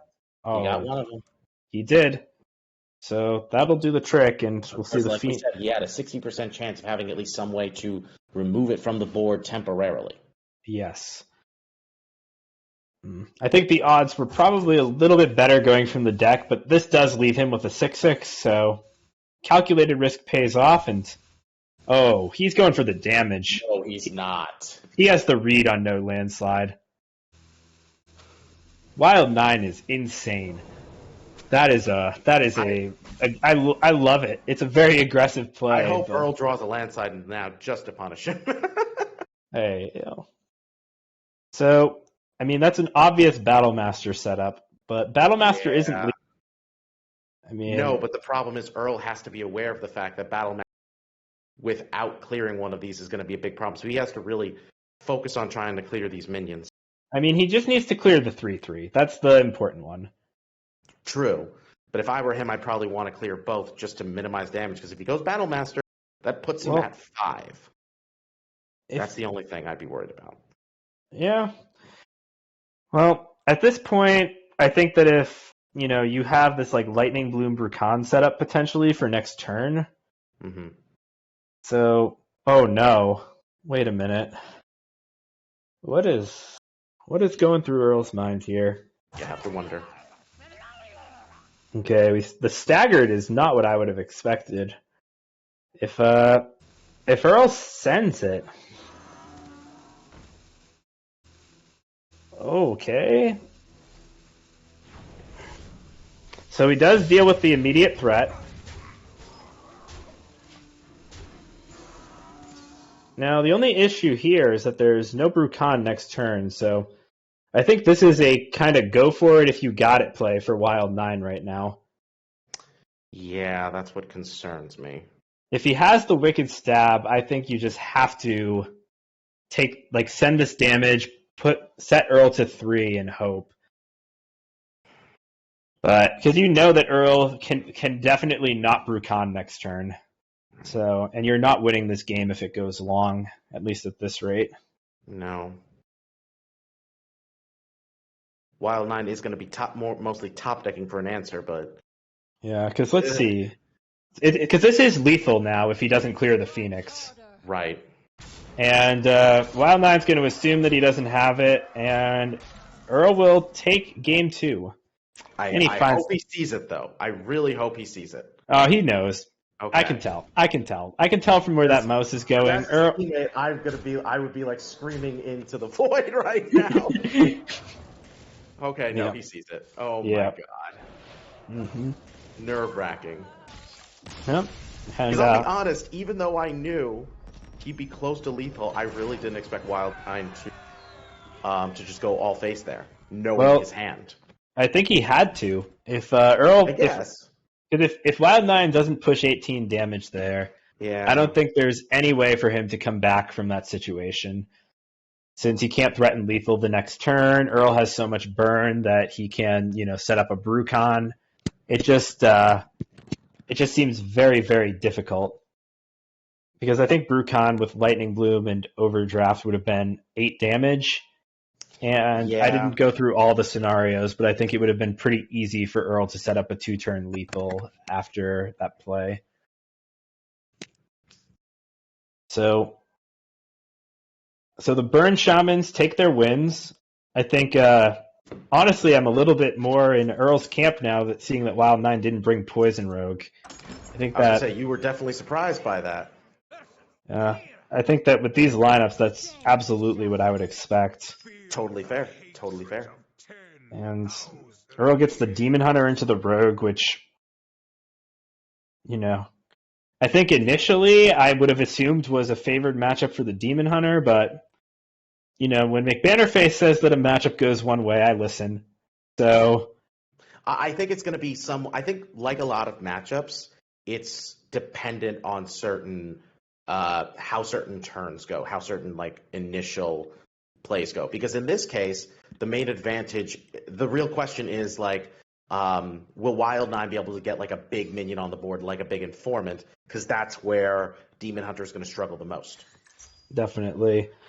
But if Earl's on the Magtheridon version, then that card can just be a catch-all against this Rogue. Right. So we'll that's see. And this is actually one of the matchups where players really love to play Magtheridon, because Magtheridon is pretty much there to deal with big boards that even your big spell damage turns wouldn't be able to deal with. Yes. And interestingly, Wild9 is still on the Mr. Smite version of this list, or a Mr. Smite version. Yes. So I'm curious to see if that means that we'll see Scabs as well. You mean the hero? Yes. Okay. I could see that, yeah. Solid pickup for Earl. Yep, he is going to finish off the first part of his quest. Yep. And he finds the Magtheridon and both Immolation Auras, so... Of course, I expect he is going to glide on turn 4, which... I don't think so. You don't think so? Well, looking at this hand, right? Earl has everything he needs to win. Yeah. And I would be really hard-pressed to glide away Magtheridon and discounts. I kind of expect that we might see some sort of Magtheridon play. Magtheridon here would actually be really interesting. Oh, wow. That is unfortunate. Yeah, just a little short. I mean, do you still play it anyway, or... With Glide in hand, I wouldn't. I think that there is argument to slamming Magtheridon, but this is a good line. I would probably slam Magtheridon if this was a matchup, because when we know he can Shadow Step one of the 1/3 and him from going live, that's where you're like, oh boy. Yeah. I mean, it's just that the assassins are still relatively far away, and I think that you might have some leeway, but, drawing your cards there is also great because you can just save the Magtheridon to remove. You have a lot of tools. I just think this glide will probably be stranded. I don't think we'll see Earl use it. Because, the line that I would have considered there is Magtheridon, Aura, and then or Aura plus something you pick up, and then you can glide the following turn to reload. But we'll see. Now, Informant is picked up. Deadeye. Yep. All right. I mean, as awkward as it might... I guess, you don't even need to glide here. That's the thing. Yeah. This is fine. Yeah. I think that Wild9's probably really happy to see that go. Yeah. Since I don't think that Earl will have a good answer left except for Magtheridon later. Which he's already very close, though, to having a definitive Magtheridon play, so I wouldn't worry too much about that. Oh, yeah, definitely. But I guess as Wild9, Immolation Aura is the hardest card to beat here. Oh, yeah, no, he definitely wants to see it here as opposed to later. He can feel a little bit more optimistic and confident about building up his board. Yep, and I like this play here. Keeps up a little bit of pressure, keeps counting up the quest. Right. He doesn't love that he won't be able to play the Smuggler this turn, but I think he also knows it's really not a big deal. And there we see he's got the Kurtrus, which sadly doesn't have that much power on it at the moment. He could hero power, he could get an attack in now to get some 3/4s out next turn, which I'm not against. He can also go for the double jump and see what he gets off. See if he gets the second. That would definitely get Glide. Yeah, it's He's a already little. played- Yeah. It's just a very, very clunky hand for Earl. So, looking over the deck, looking over the standard deck list for this, yeah, it would just be exactly Glide. So, and this is like kind of where that Magtheridon line was like somewhat reasonable in that you could just Glide and keep moving through your deck. But yeah, at this point, I think Earl might just be giving up on quest completion and going for just the control game. But he has to clear out his hand somehow. Yeah. And what do we see?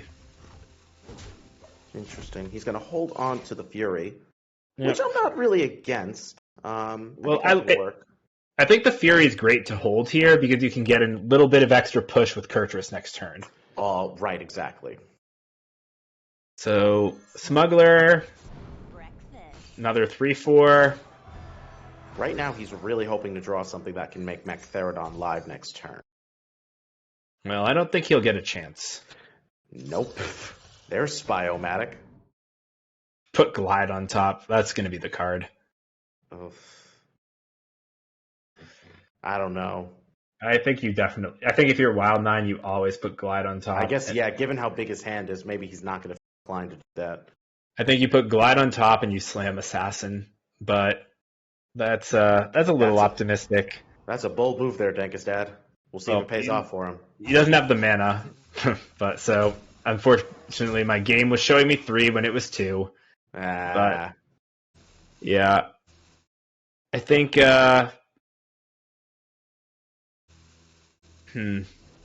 interesting turn. Right? I think he's saving the generator for Smite. I like getting the hit in there.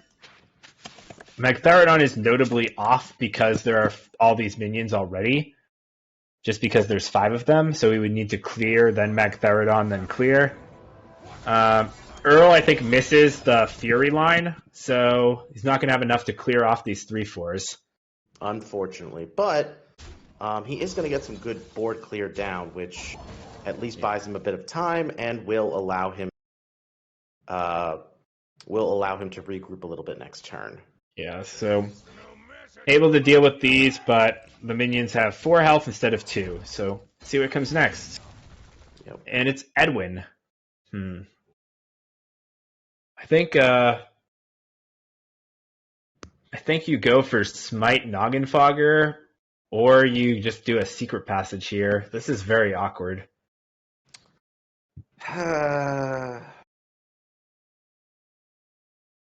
Yeah, I mean, the downside to going Smite and Noggenfogger is that he knows he could have like Magtheridon or Spell Damage Immolation Aura that would clear it, so I don't know how confident he feels doing that.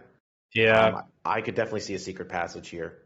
The thing I like about the Smite line is that if they do have the answer, then it's an answer they don't have for Scabs, which is kind of worthy, and you have the Assassin in hand for Magtheridon.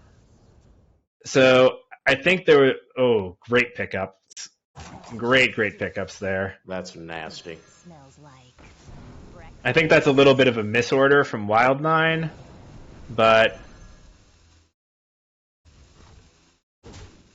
Smells like is he not going to play Skulker?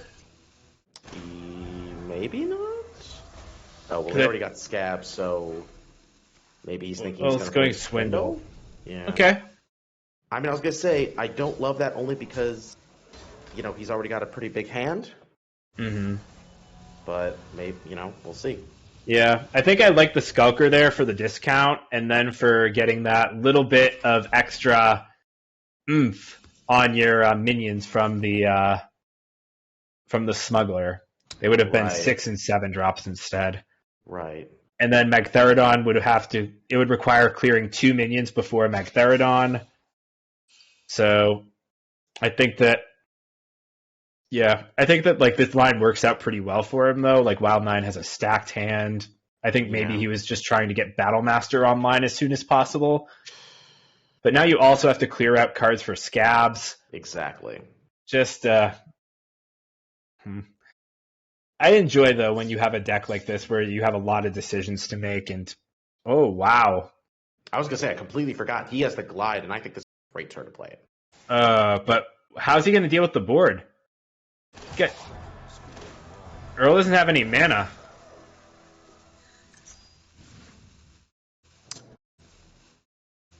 Oh, snap. Well, I guess it depends on what this hits. I think he's just dead. I think you're right. Shoot. Because this is going to hit... Because if this hits the... No, he can't...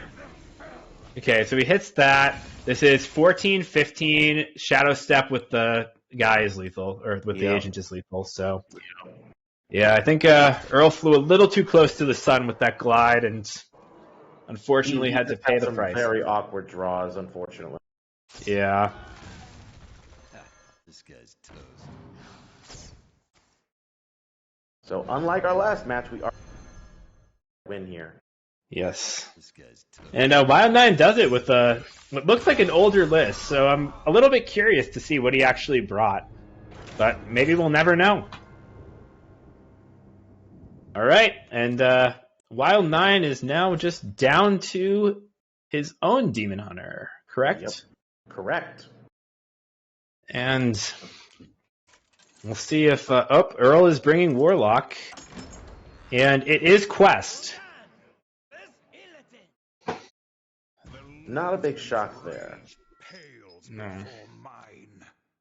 I know, preparing for my own match against Earl, I think that the Quest Rogue was definitely the deck I was most worried about and is the one I'd consider him best on. So, see if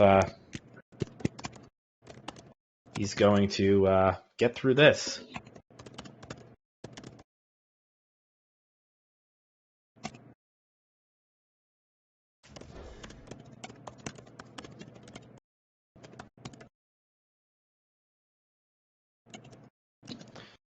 All right.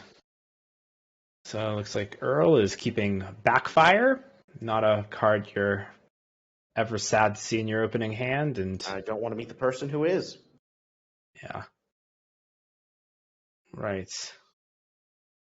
Looks now like we'll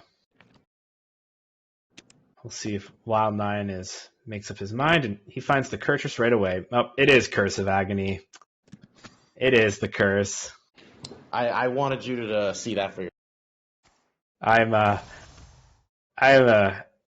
little. I think that's a little bit spicy. We'll see if it helps against the Demon Hunter though, because I feel like that's a bit of a liability in this matchup. It depends. So the card itself is the main thing with playing it is that it gives you more damage in the late game.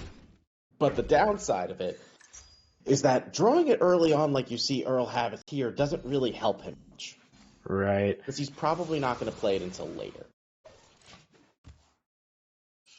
Granted, against Demon Hunter right now, I wouldn't worry too much because I think he's going to find himself in a pretty good spot. But in other matchups, that delay could prove to be more of a liability. Yeah. I thought we were going to see the Tempo Viper there for a second. I really liked that line. But Wild9's just going to keep juicing this Kurtrus. Juicing, I don't know if I like the phrasing there, but fair. Ooh. Well, And now we've got both curses? Oh, God. Well, I guess we're waiting for Tamsin now. Ay. Another Viper. Oh, Need for Greed. That is a pickup. That is pretty much what he wanted. And the Viper just won't go away. Nope. Well, let's be honest. Earl wants that Viper in his hand more than Wild9 does. Really? Really, once again, Earl has all the cards he could want, but no way to spend them. Do you think we see the double Agony here, or is he going to hold them? You definitely want to hold on to the Agony if you still plan on playing your Altar of Fires later. All right. Or a yeah. Yeah, I don't really love how this went on, but this is a bit dicey here. Earl knows what he's doing, I can assure you. Oh, I'm sure. Just using the coin there. It's I think- awkward, yeah. And it still doesn't free up the backfire, especially No. after the tap. So, Frankly, we'll the see. biggest drawback of this deck is the fact that it can kind of lead you with some very awkward options in the early game. Because you're not playing certain cards like Tour Guide, for instance, or Null. Oh. Or, sorry, not Null, sorry, you're playing Null. God, I'm forgetting the other cards. But there are cards there are cards that you would probably be more likely to play to kind of empty out your hand and make these situations less occurring. Right. So tour guide is actually a cut. Yes. Huh. That I think is really tough if you're still playing the Flesh Giant plan, but we'll see. I mean, it's not quite ready yet, but Flesh Giants will be here soon. And he does get the Null to combo with the Cultist, so this is a pretty good turn for him, especially when he can play the Giant next turn. Well, Kurtrus clears here, so I think we'll just see a. Oh, that's right, he does have Kurtrus, yes. I think we'll just see a Kurtrus, and we'll probably leave up one of the demons. Right.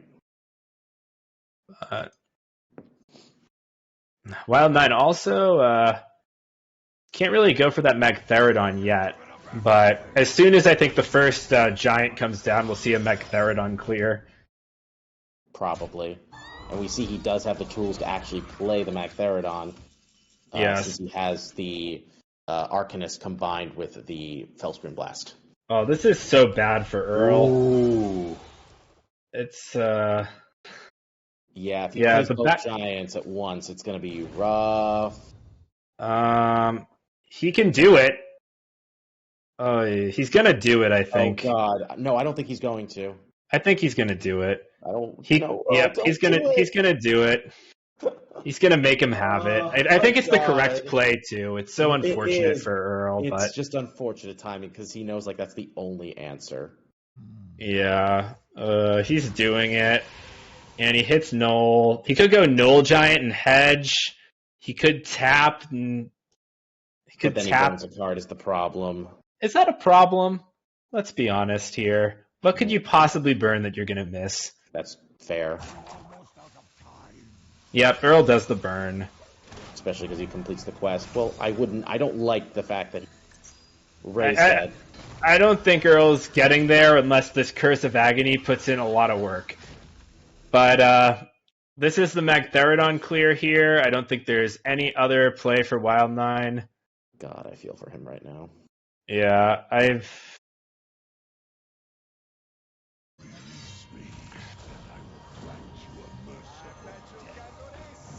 Mm-hmm. It's like this is just Hearthstone. Sometimes, what are you gonna do?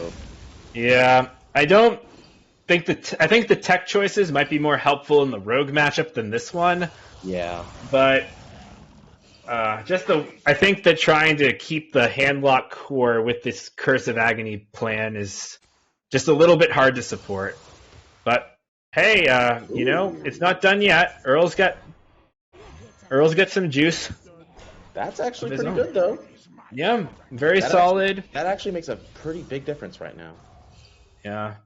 So The only thing that Earl is really wanting Wild Nine not to draw is the Deadeye, because he's got one piece of that combo already, and obviously against Warlock, they're likely to have big minions that he can trade the 1/1s into to build up that hero power.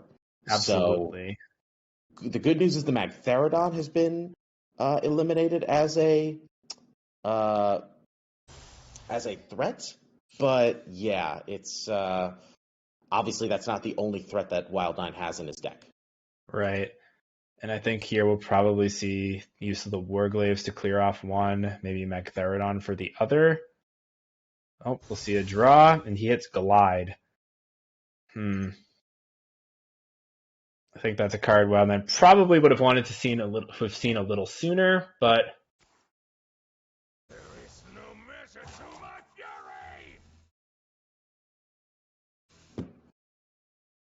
going for Glide here isn't awful.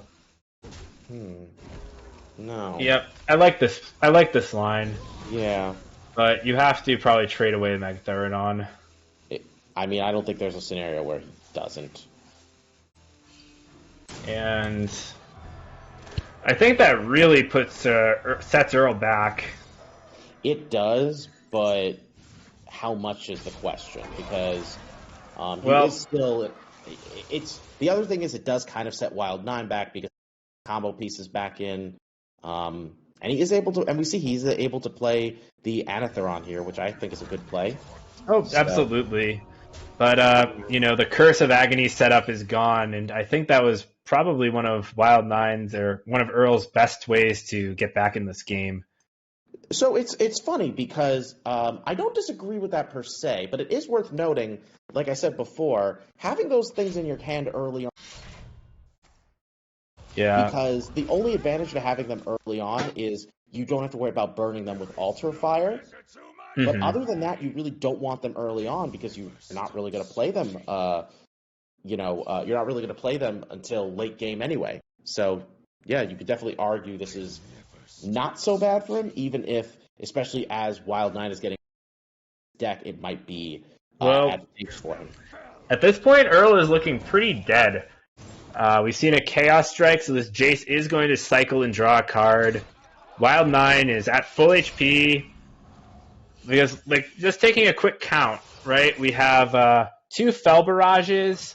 We have 1 Chaos Strike, 2 Fel Scream Blast, and Immolation Aura. And there's Glide again. So I don't know if we'll see it this time. It could give him an Insta-Kurtrus. That's probably Right. worth thinking about. It's definitely worth considering, but you're right. He can also validly play the Jace here and try to maximize that value first. Right. Which is- Set up a board clear. I mean, I personally think he should play the Jace just because he's gotten enough value off it, but there's also an argument that he plays the Glide so he can play the Jace later after making sure he's played all of his Fel spells. Yes. So, see the card draw. It is Studies. Fel Barrage cleans up the board. And he's dead. So, Wow. Jace is a pretty good line there. I just don't. I did not realize that was lethal. I just don't think that. I think that this would have been a much more interesting matchup against the Rogue if it was Poison, but I just don't think Earl had the right tools there. Little unfortunate, but well played game. All right.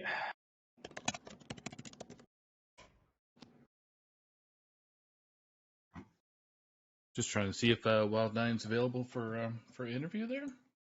Sounds good.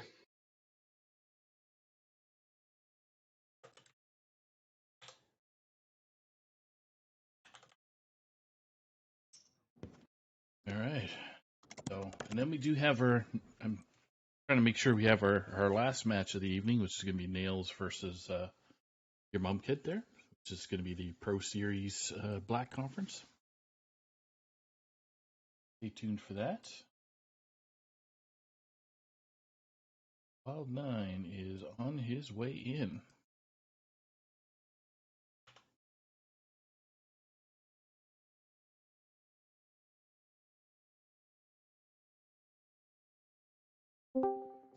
Hey, Wild 9, congrats on the win tonight, buddy. Whoa. Thanks. It feels like you're on here an awful lot. I don't know, maybe when you're casting me? I don't know. Well, every time I've been involved, whether I'm your opponent or whether I'm casting, you always end up in the winner's interview. I just don't know how that works. Well, I do, because you play great. Hashtag conspiracy. My legacy, I'm like 2 over 500 right now, so I do lose a lot too, so. Yeah.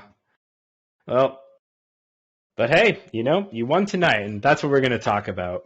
So it looked like a pretty nice series there. I don't know if you were aware, but from our end, we could see that Earl had some pretty spicy tech in the Warlock. So Interesting. there was you were pretty close to getting Curse of Agony at a few points. Oh, okay.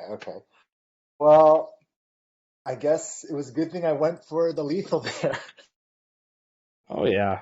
I was totally kind of didn't realize debating. you had lethal, frankly. I was caught off guard by that. It wasn't 100%. it just depended on whether or not like emo or auras and stuff would go first. So No, I think I guess no. Well, It was guaranteed. It was it actually was guaranteed. guaranteed. It You wasn't had guaranteed. If both Fell Barrages went before any Yeah, of the AoEs, it wasn't in, but that's yeah. pretty unlikely. wait. I was Did one of the AOEs go before the first fell? Yes. Oh, never mind. You're right. I was calculating. I was like, it's not a guaranteed lethal. The odds are kind of high, I think, but I wasn't 100% sure. And then I guess I was thinking like, I guess I checked his quest progression and was like, oh, this is looking a little bad. Like I'm starting to. This is a favorable matchup. I probably should just go for this and see how it goes. Yeah. So one thing though about your lineup that actually surprised me is just from looking at the matchup, I was completely certain that you were going to be bringing Poison Rogue, but you brought the Quest Rogue and it performed. Like, what was your thought process there, and what made you Yeah. choose that deck? Yeah, I think Poison was okay also. It just basically forfeits points. It's basically choosing whether to beat the Warlock or beat the DH. So Quest Rogue is good against basically all Demon Hunters, I would say, except, I don't know, pretty much most Demon Hunters. Um, and it gives me still a 50-50 matchup against the Warlock too. So I kind of just decided to go that route this time. I also feel like with Poison Rogue, if they see it coming, the Viper tech can be pretty rough, especially now that it's kind of been nerfed, right? So Mm-hmm. I guess that was the reasoning, and I just felt like, I don't know, Quest Rogue seems fine overall. I wasn't sure. It actually, there was a line where I would have banned Shaman instead and just ran the Quest Rogue against the Druid too. But in the end, I guess I figured it was a little bit iffy with some of the other classes. So that was the thinking. I don't know. I think I could have gone either way. It could have been either way. Definitely.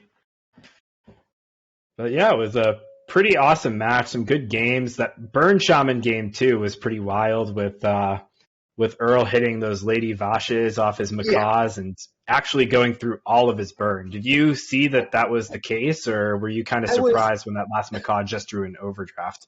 I was really surprised. I was trying to count. I was trying to count up because there was a turn where I was thinking, okay, like how much do I have to trade here? How bad is it? How many more burn cards does he have left? Even because he was using a decent amount to clear board, but when he only drew one, because honestly, when I saw the macaw come down, I was like, oh my god, this is getting a little bit ridiculous. When I also saw him draw one, then I was like, oh, okay, I'm actually okay then. Like, there's probably no way that, unless that was lethal, like that was literally lethal. I don't think there's any way he gets lethal from this, and probably doesn't have the spell damage to do it. So it was at that point that I was feeling much more confident. And because earlier, based on the way the game was going, I don't remember exactly, but I was really thinking like, yeah, the only way I win this game is basically through Brukan on 8.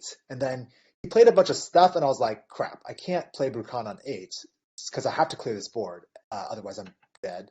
And so it kind of like just forced me to diverge. But I don't know if you saw that turn. That was very awkward. Like I floated 5 mana, and I was basically like, I'm going to play Brukan next turn, almost for sure. I think it's my win condition in this game, given how it's been going.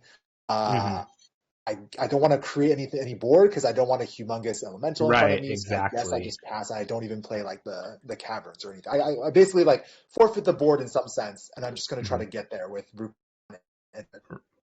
Right. JR and I were actually mulling that a little bit because it seems like, in that matchup, once you get into the late game and Snowfall Guardian is online, those caverns almost become a liability because you're just pumping up your opponent's big elemental. That was exactly my thought process, was like, I kind of want to neutralize those elementals because I did think that was a way he gets back in the game. So the thought process was just to make those cards dead at this point.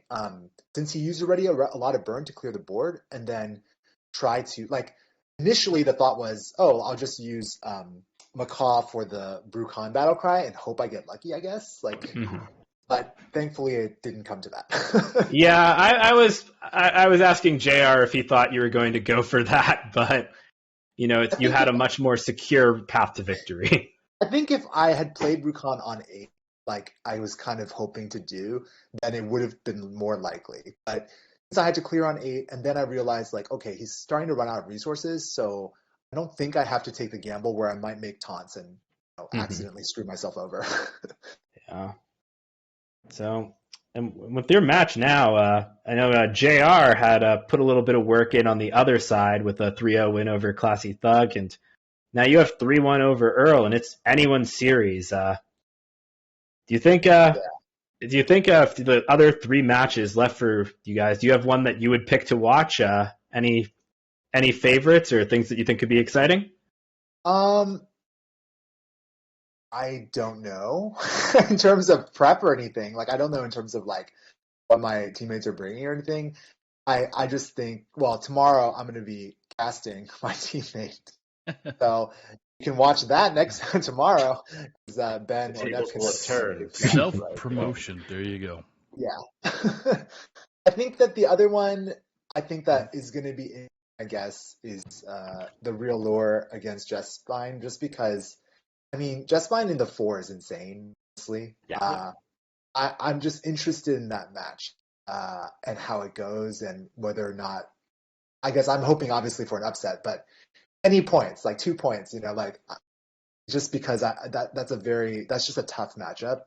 Obviously, I believe in my teammate, but it's just tough. Like, yeah, I think that'll be a good one to watch out for too. I mean, think that'll we be won't closer be than people think. disappointed if we lose to you guys, but at the same time, we would like to have a repeat of our last encounter. So, No, I know. No, I feel the same way. Like, I felt really bad when we drew you guys, just because I really believe that Gold Conference is just too stacked in some ways. Like, I don't know. I definitely, if we lose, I'll be hoping that one of you guys, one of the Gold teams, like gets all the way, because I really just felt like this whole season, I mean, all the matches have been like crazy good. Like the lineups in Gold in general have been really top notch. Like I feel like our 5, 6, 7 seeds probably could do okay in playoffs. You know what I mean? So, I appreciate that. Thank you. Thank you. That's very generous of you. I mean, we won last season, right? So oh boy, honestly, it was good to get back to playoffs. Yeah. It's good. I feel that. All right. I feel that a lot. Thanks so much for joining us, Wild9, and congrats Sure. on the Thanks win for having tonight. me. Thanks. Look, have a good last match. Yeah, man. Appreciate it, and have a Thank great you. stream tomorrow night, buddy. Yeah. Thanks. Yeah. Thanks. All right. Awesome. So, All right. And now we're back where we started. back to the beginning. Back to reality. Oh, it goes. Never mind. I'm not even. I'm not trying to rap again. That didn't go well last time.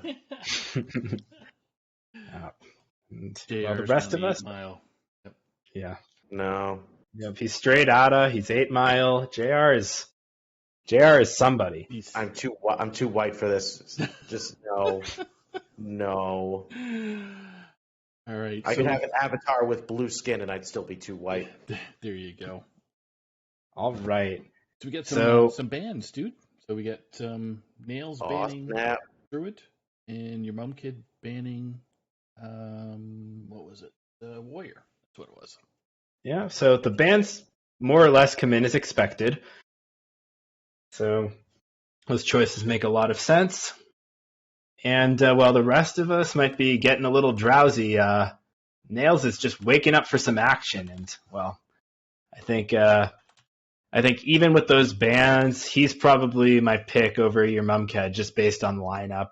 I think the Shaman is going to have a tough time, and honestly, the best bet might just be the Druid. That might be the one little hole in Nails' lineup where if he can't draw the ramp early, the Shaman might be able to get there. Yeah, I would say that's a pretty good way of putting it. I think... Oh, go ahead. I'm just like looking over the numbers, I think Shaman tends to be a little bit favored in that matchup, but if you can use those ramp cards well and game plan, I think you can get out just a little bit ahead of them with Kazaku-san.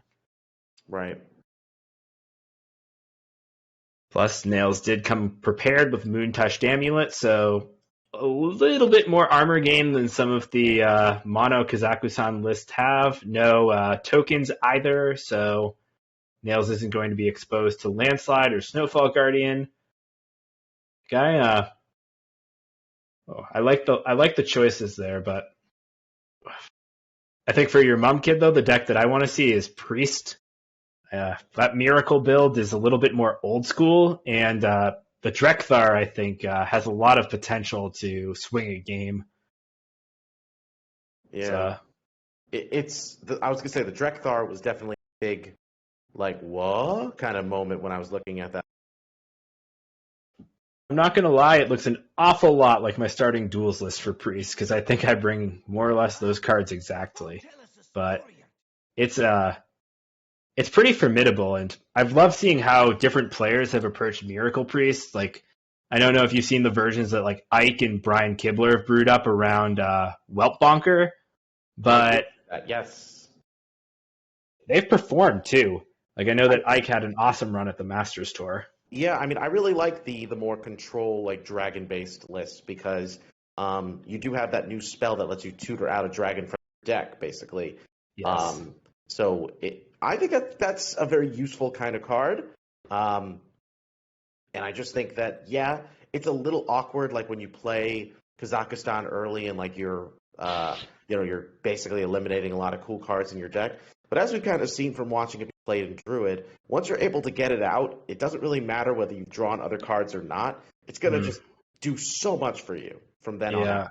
And even if you're playing a non-Kazakhstan list, if you can generate or produce your own Draconic Studies, you have with 2 Draconic Studies, you have about a 30% chance to roll Kazakhstan on one of those plays. Which is absurd.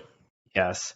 And, even like that list, I wasn't even talking about the strict Kazakhstan one. There's actually one that's playing Pandaren Importers, Venomous Scorpids, and Weltbonkers, and Bless. And you're just building up this board of huge minions. It's really neat. Like, it's like there's that take, there's the Kazakhstan one, there's just, the base, Nesmani only. Priest just has a lot of ways it can be built. All right, Saku is telling us that our players will be getting started soon, so looks like we can look forward to the match. Just gotta wait for them to challenge up first. They're still hanging out in the main menu, but it doesn't take too long to get challenged up and get going. So sounds good. What do you think? There's a particular matchup we'll see first here, JR? Oh God, no, I'm not sure. I feel like I'm trying to think based on like the matchups we've seen. I could probably see. Sorry, which was the one who didn't ban Druid? I forgot. I think your mom kid didn't ban Druid. I could see Nails leading off with Druid. Yeah, I think Nails will definitely hide the Paladin. That would be my expectation. I think that's what he's saving for last. Yeah, I would expect just to see the Demon Hunter from Nails. But maybe it's the Druid. It could be. And I feel like if I'm your mom kid, tough. I feel like you might want to come out with the Rogue. So maybe it's Rogue Druid. Hard to say. We shall see. Yep. Your mom kids can be first to spectate, so that's going to be at the bottom of the screen with Nails being at the top. All right.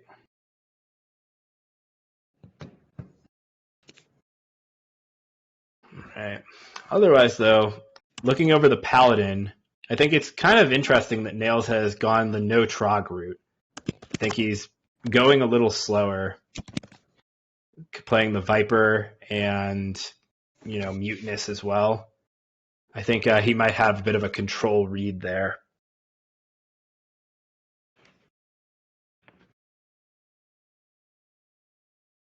Should be interesting to see how it plays out.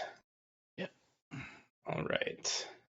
Still waiting for eyeballs. I'm not sure if you guys got eyeballs yet. Not yet. It looks like they are still preparing. I don't know if the client has been acting funny, but tonight seems to be a little wonky. Yeah. Anyway. Mm-hmm. I also learned during my match last week that playing Imp Swarm rank 2 causes a crash. Okay. Hope we don't see that card. And it looks like they're in. Okay, great. All right. And it looks like we have your mom kid's Rogue against Nails' Druid.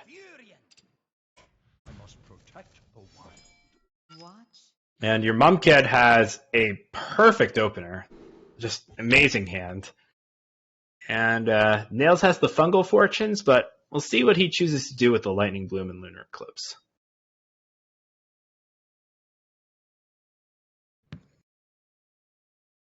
What do you think, Jer? I think you toss Lightning Bloom for sure, but I'm not. Eclipse is a tough one. Yeah.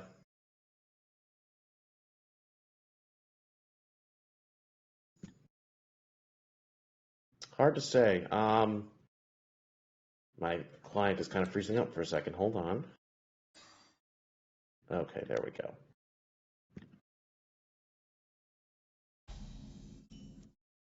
Right. And Nails finds the Guff. That is a card you're happy to see in any matchup. Yeah, that card. That's basically the one card you might want to fish for before you play Kazakhstan. Yeah, absolutely. And it'll be the one card Druid has left next year. So much of the core for ramp is rotating, but this is true. But it was fun while it lasted. Yeah, and maybe it'll be fun again next year, but because Guff is a pretty solid foundation. In the meantime, I think your mom kid's just thinking a little bit, and oh man, there's the Kazakhstan. Nails has to be smiling right now.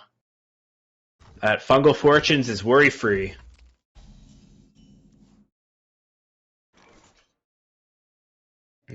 Skulker comes down.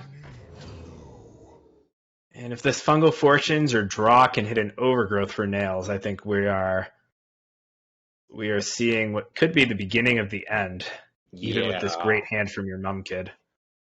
It's funny because the odds of hitting a minion off of still have been low anyway, but now you got your only minion. Mm-hmm. Like, okay, just remove that odds completely out of the equation. Cool. Right. And no Overgrowth, though, but he does have one more draw to find it. All right. Using the coin to produce just that little bit of extra damage. Yeah. We'll see if that 2 ends up being impactful. What could the card be? It is Noggin Fog Generator. So your mum kid will choose to use that right now to protect his SI agent. And oh man. Well, how about that?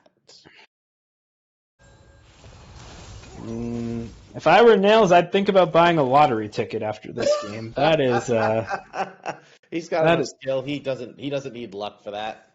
No. I mean, the odds were not bad on all 5 cards, but that top deck just makes it a little bit sweeter. True. Yeah. Interesting decision here. Your mum kid can't quite play everything, but yeah. I think Mugler will just have to do. And Minari Monster, solid hit. So I think here we could see the scale of Onyxia. We also could see Guff into armor. We'll just see the scale. It's fine. I think it's fine knowing one way or another you're playing Kazakhstan next turn, so cool. Yep. And Nails just slams the brakes on your mum kid's aggression, but Scabs is pretty good. That it is. And that will produce another Spy Gizmo.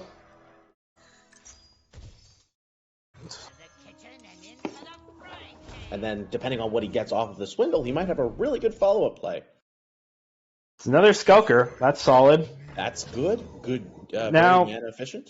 I think I like the Shadow Step here, but next turn's probably better to do it. This is going to be a big swing, but we'll see if Nails can produce some answers here. Locust seems fine. I mean, I think at that point, some brute damage is cool, so I would go for the Locusts. Yeah, Mutating Injection's probably just a little too slow, and Hilt is effectively useless. Yeah, unless you're really confident you're going to get the other part, but just seems too risky. Yeah. But I guess maybe it's a risk you can take. The Locusts aren't really required in this matchup, especially with Nails' hand. I think he's going to take the Hilt. I like it. It's heads up. Yeah. Yeah, this isn't a matchup where they have like much healing, so you're not really expecting it to be all that useful.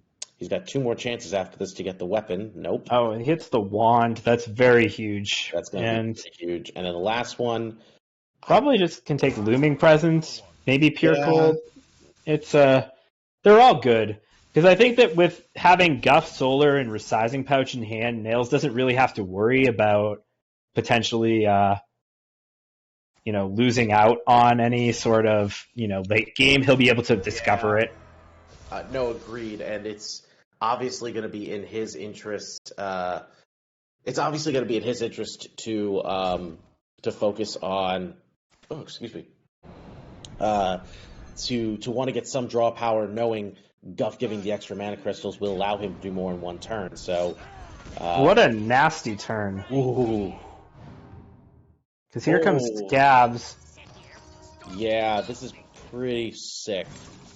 and then, And the problem here is, unless Nails draws the wand, well, Nails has a lot of chances. he does have a lot of chances, so it's not terrible. But he absolutely needs to draw it here. I think he can get away without it. So Nails can go Guff, Solar Eclipse, and Moontouched Amulet to stay alive, assuming there's no Battle Master.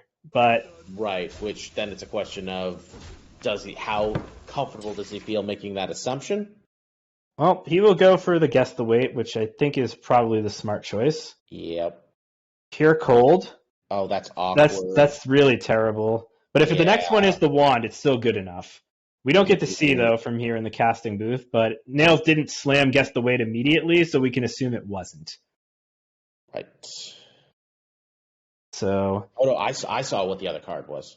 oh, you got to see? Yeah, Oh, come on, it that's was another pure cold. That's- Unfortunately. that's unfair. I didn't realize Blizzard was playing favorites. Well, I am who I am.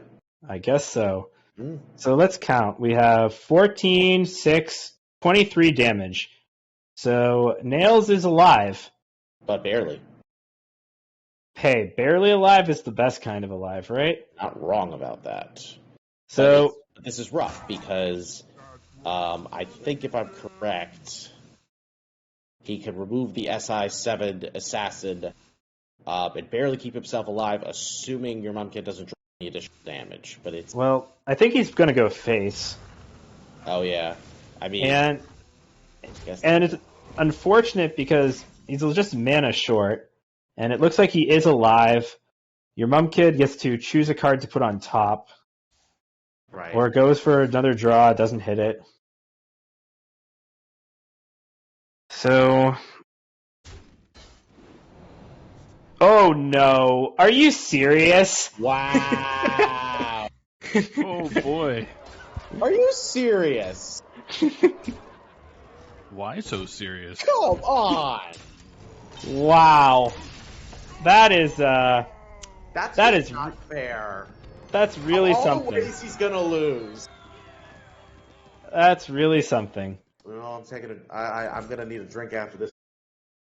Wow, that is a hell of Wow. a draw or a hell of an outcome from your Mumkid. Of all the, it's like of all the odds, Does Yeah. Mole gets from any class or just your opponent? You think it's your opponent's class? Okay. So even then, though, the odds. That was the only thing that could have gotten him there. Actually, no. Sorry, there was one other. There are a few cards that could have been pretty good, but all right. Well, Nails takes the Demon Hunter. Mumkid's on the Shaman. And knowing Nails, he is very seasoned at playing the Demon Hunter and knowing the ins and outs of it. So I do not expect any kind of major misplays from him. I imagine he's going to keep the Glide in hand just so that he has at least a guarantee of completing the quest and maybe maybe with the option of being able to glide his opponent's hand knowing he's playing Burn Shaman, that could be really, really useful. Yeah, I think Nails will probably just dump those middle cards, and we'll see where to go. But your Mumkid has an easy keep with Sleepbreaker. Probably looking for Primordial Studies next. And we'll see if he can piece a winning hand together.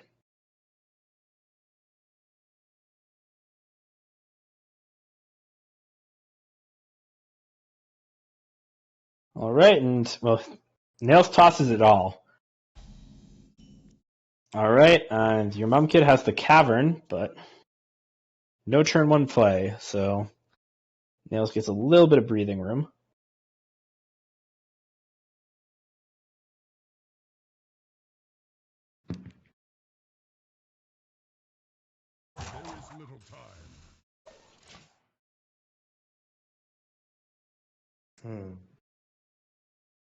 I have a feeling, is he going to just play it? Okay, he is just going to play it. All right, cool. Yep. I was wondering, were we going to see a play similar to what we saw? I think we probably should have, but I don't. Right, like, were we going to see what McBannerface did that game? Yeah. I don't think it will end up being that costly, but it was probably the correct choice, especially with, the deck's typical inability to complete the quest on turn 2 without Sigil of Alacrity.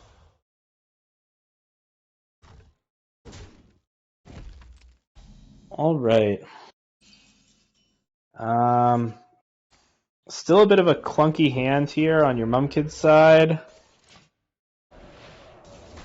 Brilliant Macaw helps, though. Like, does give Multicaster a little more potency. And I think we could see just an early glide here. There isn't a ton of action, but we'll see the double jump first. If this does produce glide, Nails can just coin it out, so that would be a good outcome for him. Spectral Sight also is great. Very much so. This is a pretty... Oh, huh. Oh. I guess you could coin the Need for Greed, but that's a little bit ambitious. Yeah, I think it's fine. Yeah. This is... Yep. All right, Cavern makes sense. This is where things get a bit awkward, unfortunately. Mm-hmm. Well, Nails has a lot of tools to make use of. True. And I think that from this play, or at least mousing over the Warblades, he's probably thinking a lot about getting rid of those cards on the left side of his hand. Yeah. Knowing he can glide his opponent, and in a matchup like this, you're definitely going to want to do that. Right. And multicaster again. I mean, that's the cool part. If he multicasts and then Nails manages to glide him, your mom kid is not going to be thrilled. Precisely. Like, glide, this is probably the deck where glide is the best against. A deck that's going to be looking to build up card advantage and hold on to a lot of cards for... And your mom kid takes an interesting line, plays it a little bit slow, but yeah, I think this is probably going to be an Arcanist play. Yep, we'll probably see the left Arcanist. We could also see Need for Greed here for another completion. That might be good as well, but setting up that into your glide isn't spectacular. I mean, it all depends on how certain he feels he would need to play glide at that point. I mean, it's probably fine right now because he does, of course, have the Talented Arcanist plus Fellscream Blast to heal up. I mean, he could do that he just twice. cycles the Need for Greed. Oh, okay. So I guess he's going. Yeah, I figured he would have just played it, but this works. I get it. I guess he just figured board clearing is probably more effective right now, but yeah, I think that Nails is really, really looking to do this glide next turn. Right. I think I would have expected him to maybe play the Need for Greed anyway, because I think he could still play. Yeah, he could still play the glide and that combo next turn because he has the coin. Right. Well, it would have been 7 mana, so he would have been. So yeah, he would have still been able to go for it if he wanted, but then he would still have that hand full of cards and would probably want to use those instead. So, interesting lines. We will see here how your mum kid responds. I think that eyeing that Frostbite seems like a good idea, but putting any damage at minions is just a hard sell in this matchup. Agreed. Oh no. Ooh. One draw.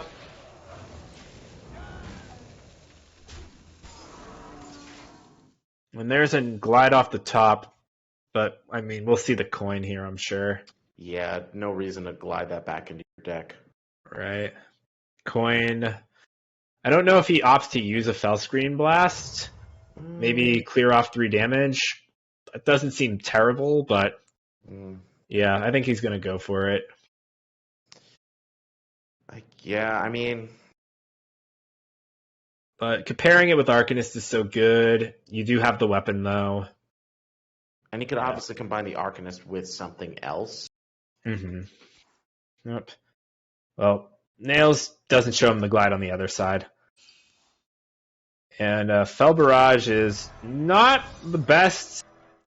Immolation Aura does the job if he wants to take it, but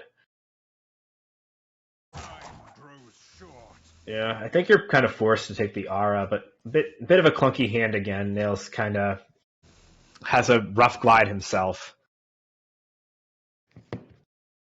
Yeah.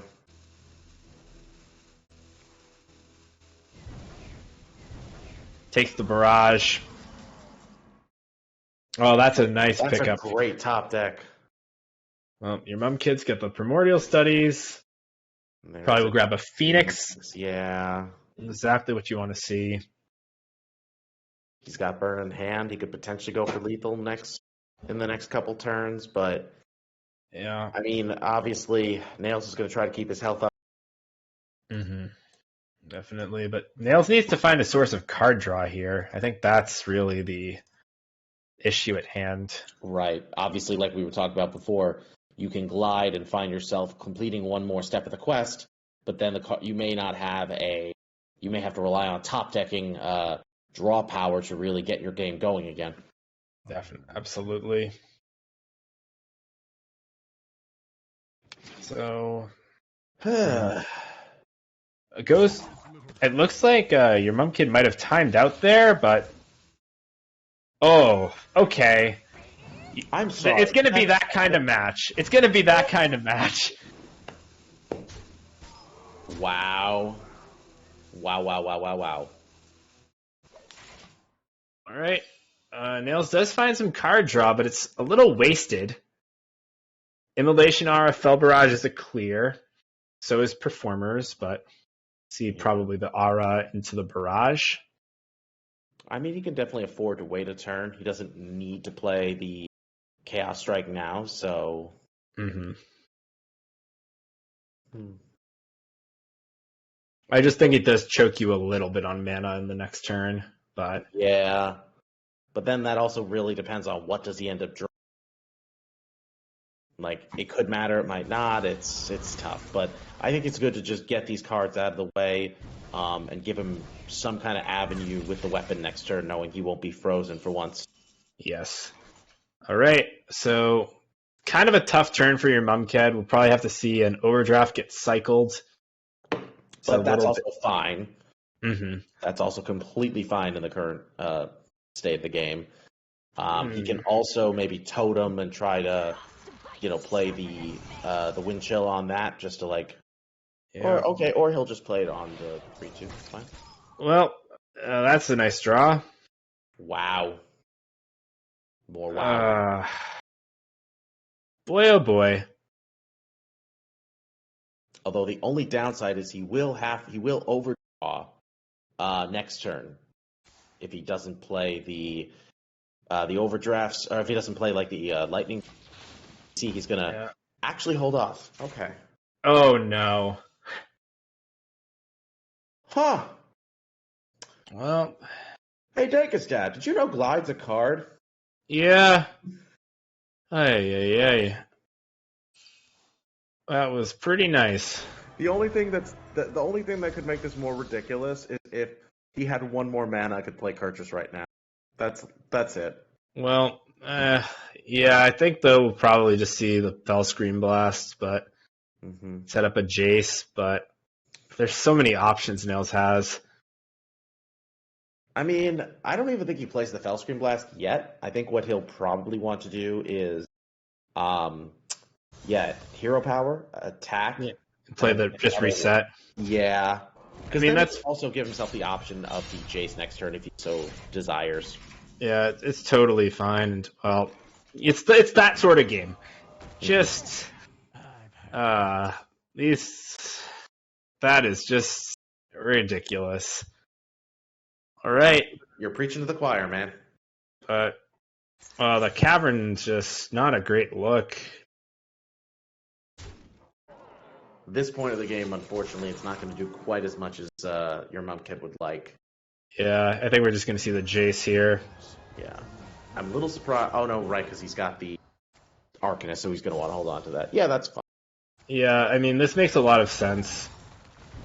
A little bit of unfortunate ordering there. Right, because he's got the other... Yeah, okay. Yep, get some HP there. And I think he'll probably take this hero power for a little bit of extra oomph. And... I like that, yes, a little extra. Alright. The life gain is very much welcomed. Yes, and even though both lightning bolts are still left, your mom kid is working his way through his burn damage. The Serpent Shrine portals are both used. So, Right. and one frostbite. So there's only 3 burn spells and the 2 overdrafts left in the deck. Yeah. So it's still plenty at this point, but if Nails has a good Kurtrus turn and your mom kid can't set up lethal next turn, it could be a bit tough. Exactly. And this hand is just dead.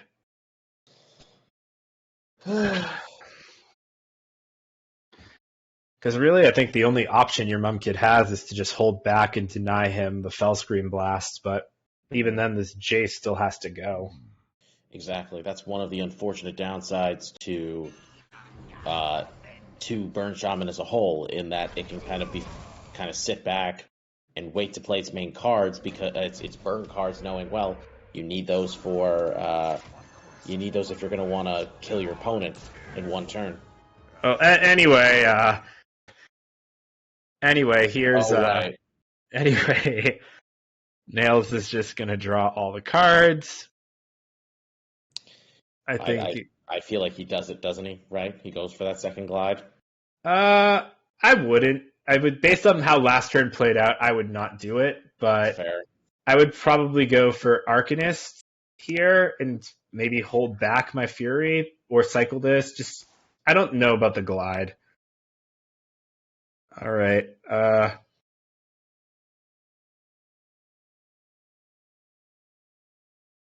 Yeah. Okay, he's gonna cycle this too. Do another trade.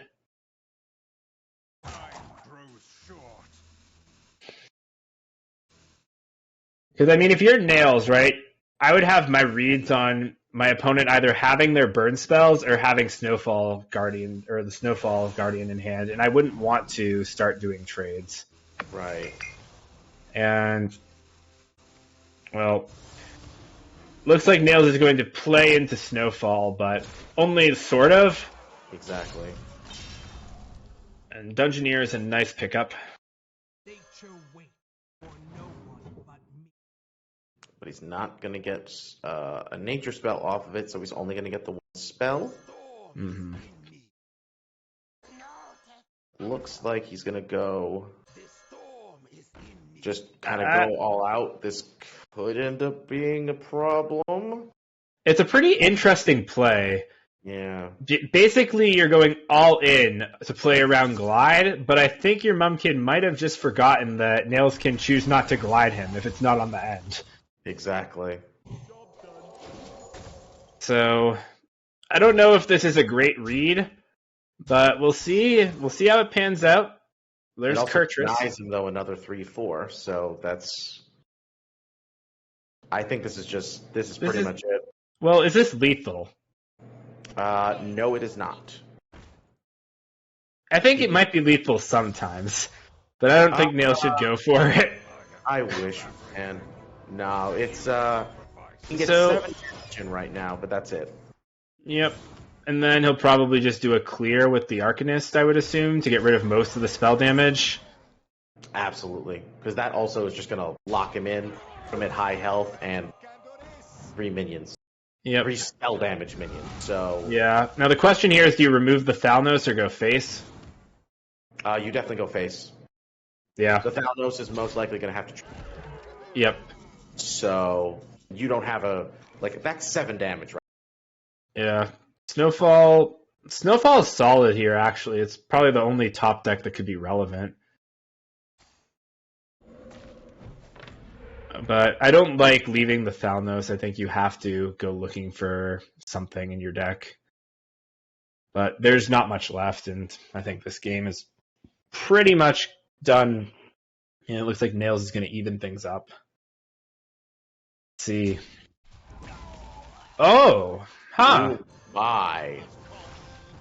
Well, It's still probably not enough, but it is something. and now this is awkward because if Nails wants to glide, unless he draw something that will I don't know if there's there. It feels like he's gonna have to hide, but in the process he'll he's gonna have to glide your mum kid as well, which makes maybe he won't need to glide then. Yeah, does Nails have many more ways to win this game? He is on 1 Deadeye, so combo isn't available fully. It's not enough. Oh, Chaos Strike. Hold on. Okay, yeah, it's enough. It's enough. Okay, this is lethal. No, wait, hold on. 3. No, it's 6 damage, so it's just not enough. It's 1 off. He's 1 off. Yeah. Oh no. I know. All right, Illidari Studies. Maybe you go trainer for damage, considering you've only got 2 cards. Okay, he's gonna go for that. Yeah. Well, I think just as long as Nails removes these minions, it's okay. Yeah. So what's the last card? Aura? So Aura is not good enough. Well, I think that if I'm Nails, I play Magtheridon. Yeah. No, don't attack. Just play the Magtheridon. It's actually insane. I think that was the better line if he just went Magtheridon and did nothing else. No, I get what you're saying, because then he would have been able to just go perform his next turn, and he would have had enough damage to go face because of Right. he would have had enough things to throw it into. Yeah, and he can't quite set it up this turn. Right. He has to wait another one, and if your mum kid finds healing or doesn't choose to play minions, it's not a good Well, look. Hold on a second. It's one short. Yeah, but that still might be worthwhile, considering he knows what his next hero power is going to be, and I don't think there's anything to do this. This is definitely the right way to go. Oh yeah, he has to play it now. So we'll see how this ends up. Because can your mum kid count to 21? Oh, I really thought he was going to play the performance there. Okay. No, I he guess- just has to wait on it, right? Like it's I mean, technically, I was just trying to think, was there anything? I guess, yeah, there's no advantage to playing it there. But I was also thinking that obviously Nails, your kid doesn't have any kind of heal that he would have had outside of the hero power, so I guess it doesn't really matter. Yeah, I think this plays better if your mum kid can produce taunts though somehow. But I don't think that's an option either. So yeah, because the primordial studies are gone. Right. All the random effects are gone. So Right. I think it's checkmate. Yeah, and your mum kid obviously can see what, by just a basic deduction of what Nails is handed. Yeah. If Glide is natural one, yep. There's all the cards are accounted for. Right. So Yeah, this worked out perfectly. yep.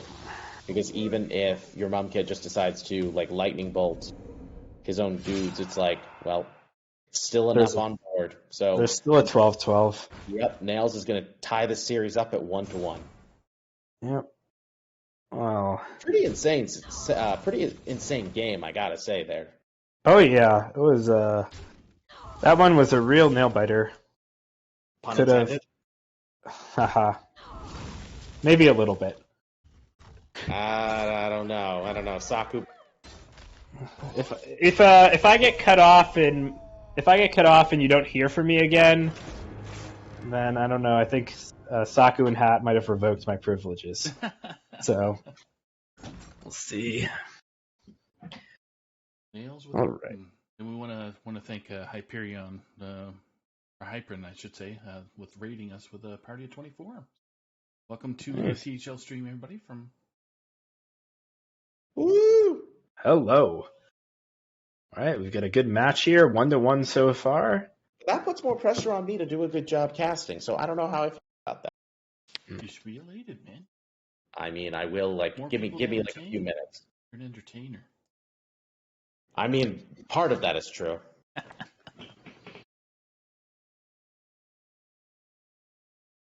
All right.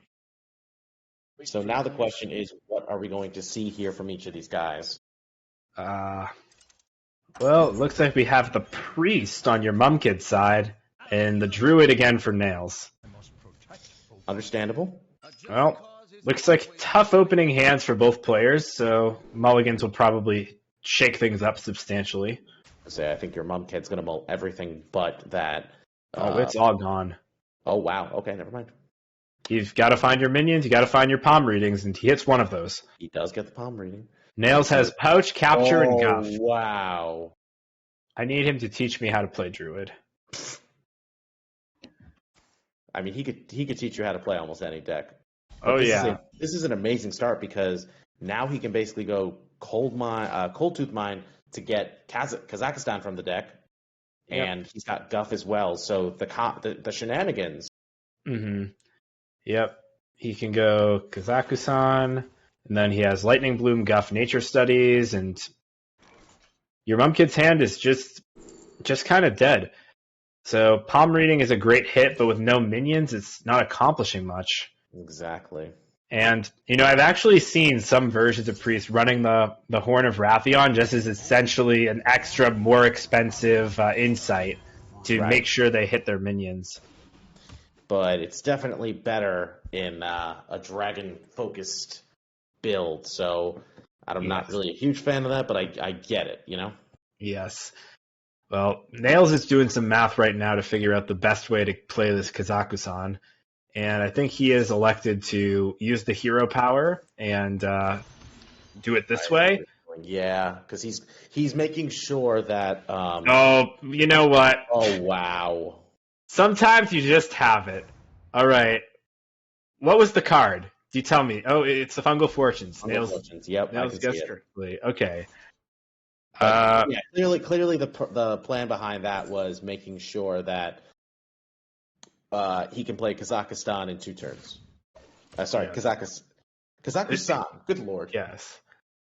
All right. It seems like a simple hero power nature studies could also be an overgrowth, but I think this is better. I don't think he needs to play overgrowth yet. He could always play it like on a turn after where he's got more to work with. But here, just go with the Kazakhstan. All right, come on.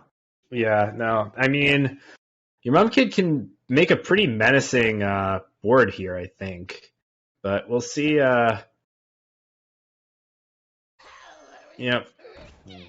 Gift of Luminance. Oh, that's a little slow. Right. Gets 2 more spells. But the issue with this here is that palm reading can't get played and can't fully go off until next turn. Right. So probably has to suffer through a mill here, and without the Nazmani Bloodweaver, it's just a little slow. So he is going to let himself overdraw, though, as it seems. Yeah. I think Nails is probably trying to consider if there's an 8-drop or anything that could maybe put the brakes on this Sevic Veilweaver party.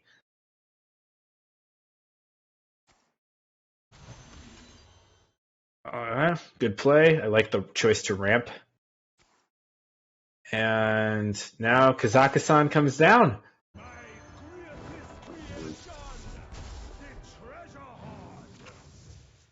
right. I think that's probably a Grimmer patron. Could Wax Ragers also fine, but They both really serve the same purpose at that point. yeah. I don't think you play the Looming Presence. I think you probably go for the Hyper Blaster. Or actually, maybe you do go for the... I think you go for Looming to look for the better cards, but it seems like he took the weapon, but I'm not sure. Really tell. I think Banana Split's your only option. Nails has come up broke here on these treasures. Definitely go for Necrotic Poison, I think. So removal is going to be good against this deck. Wait, did he assemble? I think he did. I think he did. Oh my god. No, or did he? Did he go for the hilt? I couldn't tell. Well, yeah, he did. He got it. He assembled Quel'Dalar. That's absurd. You don't see that often. Uh, How do you know he got it? I thought it's supposed to go straight to hand. so it does on the next turn, but the deck tracker is telling me that he picked Quel'Dalar. Oh, okay. So that's how you know. Gotcha. Yes, courtesy of HS Replay. So let's see. Well, I could tell Nails is going to have some fun in a bit. yeah, the Quel'Dalar actually isn't that impressive here.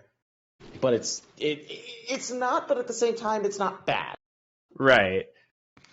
I think that he's really going to have to get something special off that resizing pouch. But, Druid can do it. I mean, especially with all the solid 10 drops. Yeah, I think, I just think that hand, that was such a whiff with no embers, no locust, there's just not a lot of pressure. Wand, especially. Right. I think Wand would have been like one of the easiest takes, knowing you're playing against a deck that is all about developing boards with Divine Shields that are hard to just instantly clear. Mm-hmm. Well, there's Quel'Dalar. Oh my god.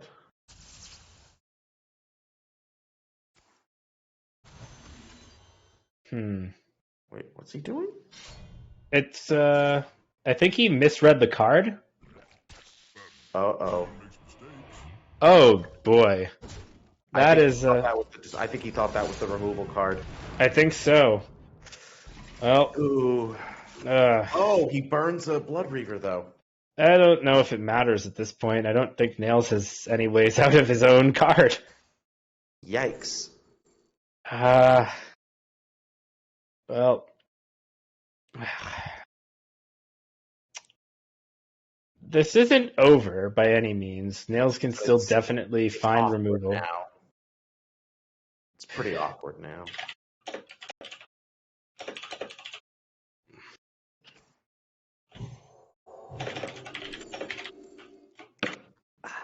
Yep. He just DM'd me now. He did, in fact, intend to discover, or he did, in fact, believe that was necrotic poison. So that's what I thought. Yeah. I think just a little bit of a slip there, but he still might be able to come back. We still have a game. Oof. And no Bless discovered or available on your mom kid's end, so...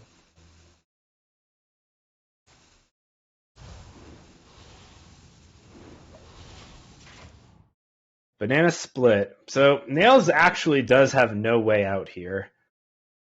I think Spyglass could be... It's Ray's dead. But I'm trying to think. He doesn't have anything except Kazakhstan. Right. I guess you can Resizing Pouch and Pray. Let's see. I mean... It's not... None of it's good enough. I guess you just play Moarg and... lose? Well, I was going to say, does he have... Well, Shard gets milled, but I think here... Deliverance is pretty good with the dragon. Right. You can't do anything to set its attack to an odd value. Nope. You can just use your burn to clear it immediately. Right, but it's not going to be lethal then and there. Right. So I don't think there's an answer for your mom kid this turn. But is there a chance Nails can just re-Kazaku-san next turn and find an out? I mean, probably not. There's no minions left in the deck. No, but I don't. There's Oh, no way bless. Kazaku-san And That's then- game. That's it. Oh, really? Yep, Bless is lethal. Oh my God, you're right. That's nuts. Very costly mistake there. Yeah. I feel like, I mean, I hate to say it, but hey, damn shot. Well,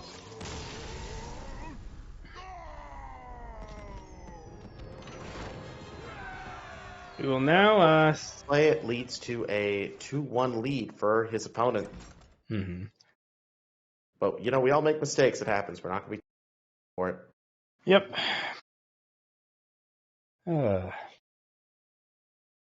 All right. So Nails still has to get through with the Druid and Paladin, and your Mum Kid is all up to the Shaman. So Nails goes with the Druid first. And it's just been incredible that Nails has had these phenomenal starts on Druid and just has not been able to close it out. But we'll see if this one turns it around. Yep. Got solid. To win the next 2 games. Solid hand from Nails. Your Mum Kid is a lightning bloom away from a great start. That's pretty good, though, too. Yeah. Again, the benefit of this that Nails is running is 10-drop dragon set. It does mean that you can play like Cold Tooth Mine, which basically says add Kazakusan to your hand. Right, and once you have Kazakusan, it's Lightning Bloom or Innervate, and that's not bad either. You're just banking mana. Again, shenanigans. So I think here, though, we'll probably see the Guess the Weight come out. Tough turn for your Mum Kid, though. The Zapper seems tempting, but just in this matchup specifically, where Nails doesn't have as much access to armor as usual, it's important to save. And there's a Guff. This is pretty much a dream hand. Yeah, he's an overgrowth away. Yeah. He hits. He does hit there. Gets best or Moontouch Amulet. So. But against Burn Shaman, this game is going to go on. Is going to be able to. Shaman can end things in short order sometimes. So true, but at the pace that Nails is going, I don't think he has to worry that happen. Yeah. Okay, Nails will go for guidance, and he finds a Lightning Bloom. Wow. He'll just rip it. I think he's just going to develop the Guff right away and then use the Innervate to hero power. I like this line. And then next turn, be taking one off, which is okay.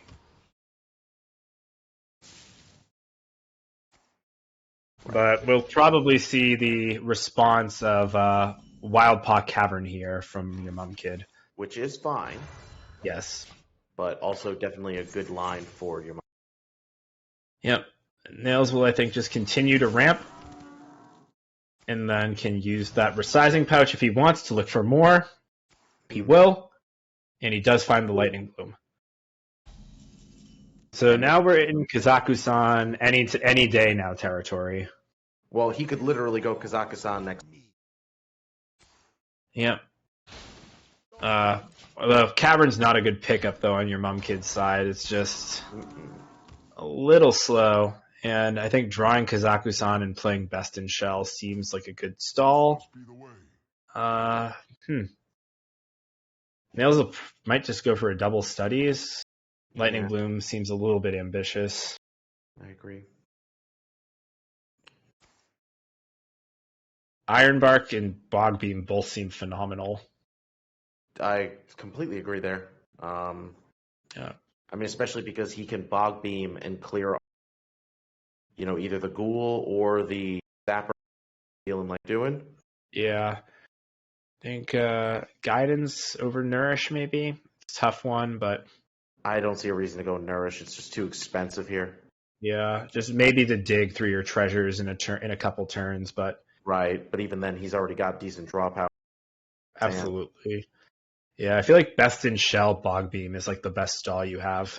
It's right, and that's perfectly fine at this point. Yeah, and I think you have to shoot the... Just shoot the Zapper. I think the Zapper or Ghoul? It's tough. Yeah, I mean, I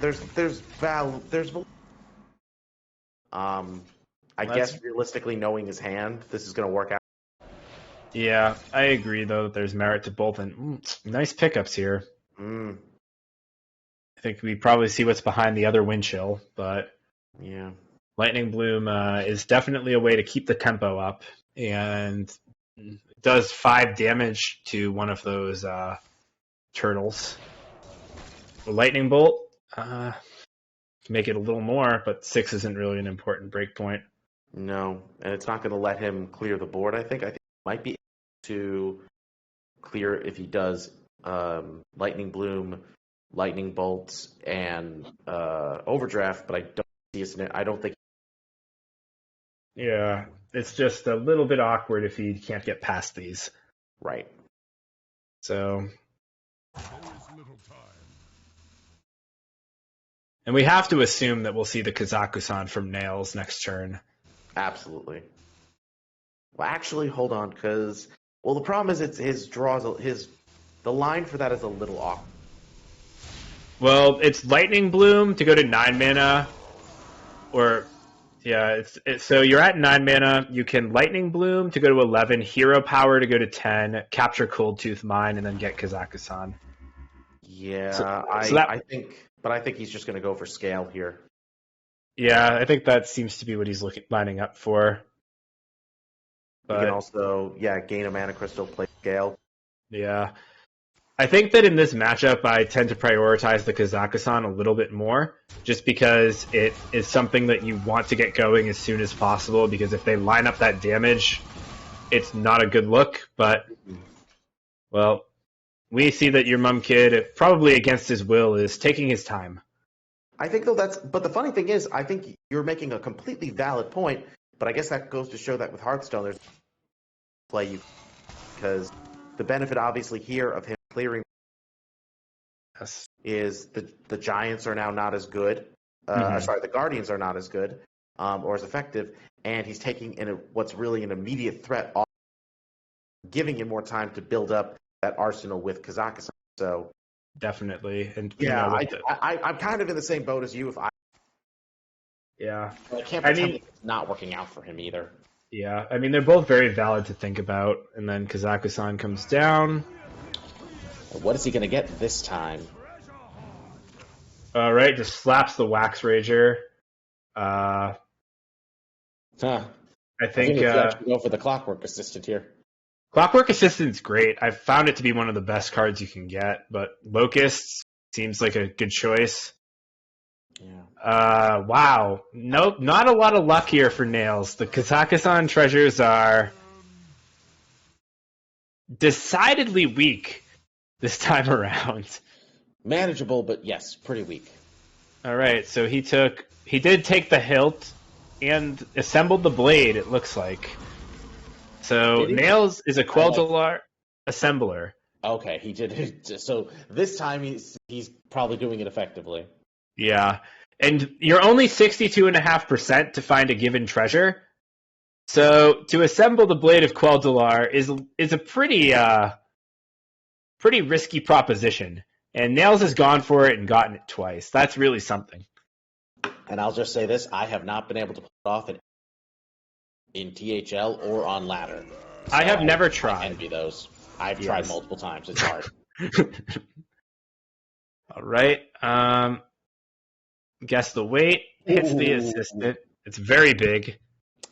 Yes. I think though, without having the access to a knife, the Gnomish Army knife, or some other buff like that, the assistant is notably less good. Right. But maybe he can use it with the Kodo, or use the Wax Rager with the Kodo for a clear. Yeah, I think that's what we might see. Yeah, I was gonna say playing the Kodo mount's perfect here, really. Yep. It's pretty good.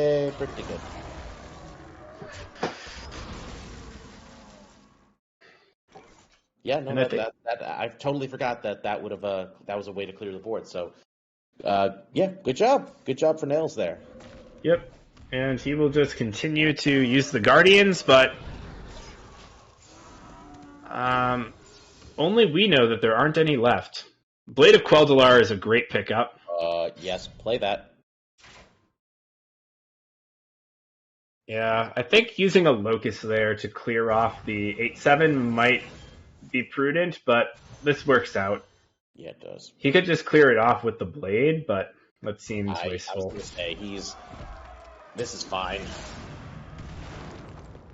I mean, we also see that unless your Mumkid draws a wind chill or something, he won't have any way of dealing with the clockwork assistant. But I also see the Validity just trying to keep the board open so he could just play the Locusts. Yes, and he plays around the Macaw here and gets a little bit rewarded for it. So, right, that's also fair. Unfortunately, though, for your Mumkid, the Blade of Quel'Dalar still cleans up the 8/3 Snowfall Guardian.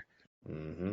So and this is this is one of the best matchups I think for the Blade to go to work. Oh yeah, it's so good against the Cavern, and it's just unfortunately though with the Blade, you're just so unlikely to find it that it's a really, really tough sell. So let's see. I think if I'm in your Mumkid shoes, I feel like this 8/3 has to connect with the face for this game to be winnable. Agreed. But yeah, I think it involves Landslide, Macaw, and Vash in some order with the totem, maybe? Yeah. Yeah, I think he sees it.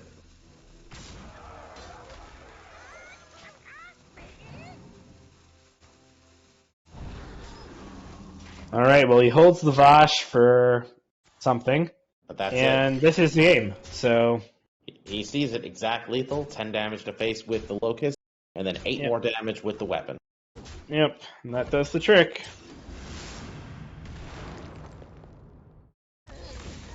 And in true THL Pro Series fashion, we are going to game. Yes. Also, I just realized we're having, between the 3 matches, it went 3-0. So, that's pretty funny in my eyes. Yeah. Well, this will be the one to decide it all. The Paladin versus the Shaman. So I think Nails has got what he's looking for. But will it be enough? Can Cario get down and beat the burn? I bring the fury of the elements. Not the greatest starting hand for your Mumkid, but we'll see. I feel like he probably has to mulligan out all of it. Nails, I think, also is probably in the camp of mulliganing everything. Yeah.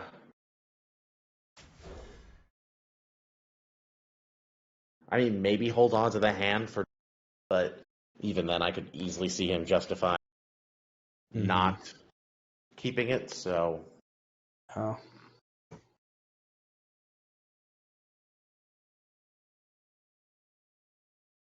Right. So Nails is still thinking, it seems like. Pretty deep in the tank.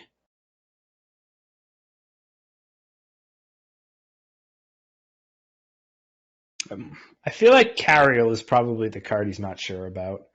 I agree. But he chucks it, and I think that's probably for the best. It's fine. And tough hands for both players. It's going to be an interesting watch, that's for sure. Man, it's so funny because, with the information we have, we know that the Zapper would have been amazing for your Mumkid there, but Nails gets bailed out, so he is out of the situation. Yep. This is at least an improvement, though, drawing that attendant. Yeah, well, he saves it. Huh. Interesting. I am wondering what the logic there. I feel like slamming the 2/4 seems... I was literally going to say the exact same thing. Like, playing the attendant would be very mana efficient. The Libram, not to mention it's not like this deck is... I guess maybe you're afraid of... I can't even say. Exactly. Well, I guess the logic might be that this plays into Sleep Breaker like a little better. I If guess. he chooses to use the coin, that's like he's less likely to clear the 2-1 or wind chill it. But yeah, I don't know. If Nails wins this game, we'll have to ask him about that. Mm-hmm. All right, I think your mum kid will probably go for the Vash just for tempo, but it does get cleared anyway, so not much of a point. Yep, and Frostbite. This is also one of the reasons why I was hoping for Tenna, because this would no longer make it an easy target to Right. Frostbite. Yeah, well, I don't know if this is a bait, but Nails doesn't really mind that tax all that much because the Libram still costs 0 after Aldor. Exactly. And that Frostbite is now damage that cannot be pointed at Nails anymore. So, I don't know.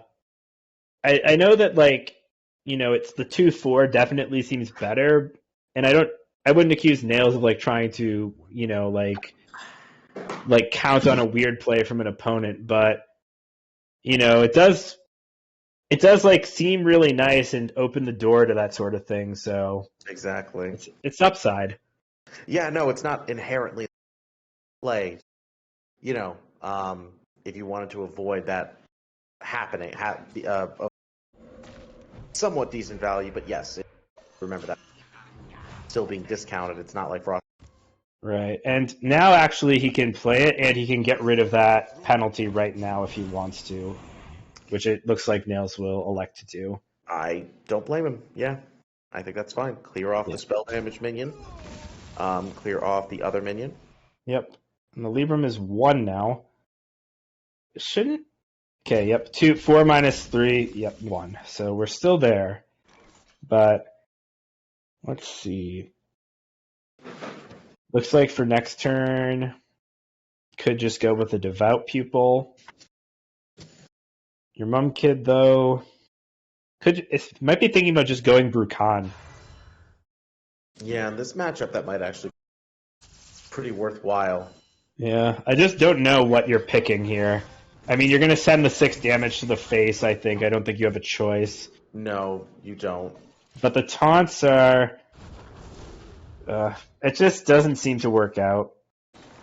You just need to try to outvalue the Paladin, and I don't know if he has the tools. Alright, discounted Libram. Devout Pupil. Just checking something.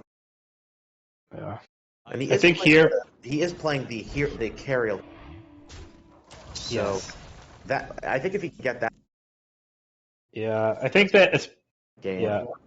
Especially with no Viper on your mum kid's side, the Cariel is pretty game winning. And yeah, just like this Macaw, I think it's probably just a mistake on your mum kid's part because you're gonna need to force through Snowfall Guardians to close it out. I'm like this Libram play here is just such a setback, or even just the Mutinous. There are so many good options here for Nails.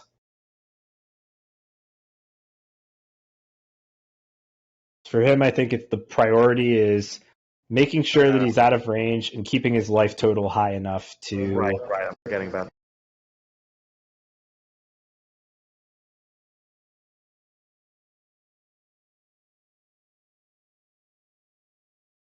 So we'll see. Nails also probably wants to keep this board as clear as possible, just to ensure that the Snowfall Guardians are minimal impact.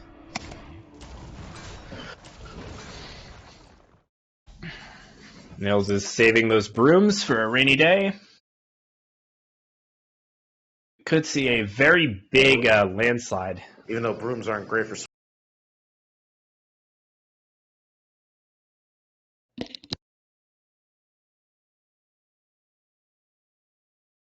Either way, this... Only I had some warm soup.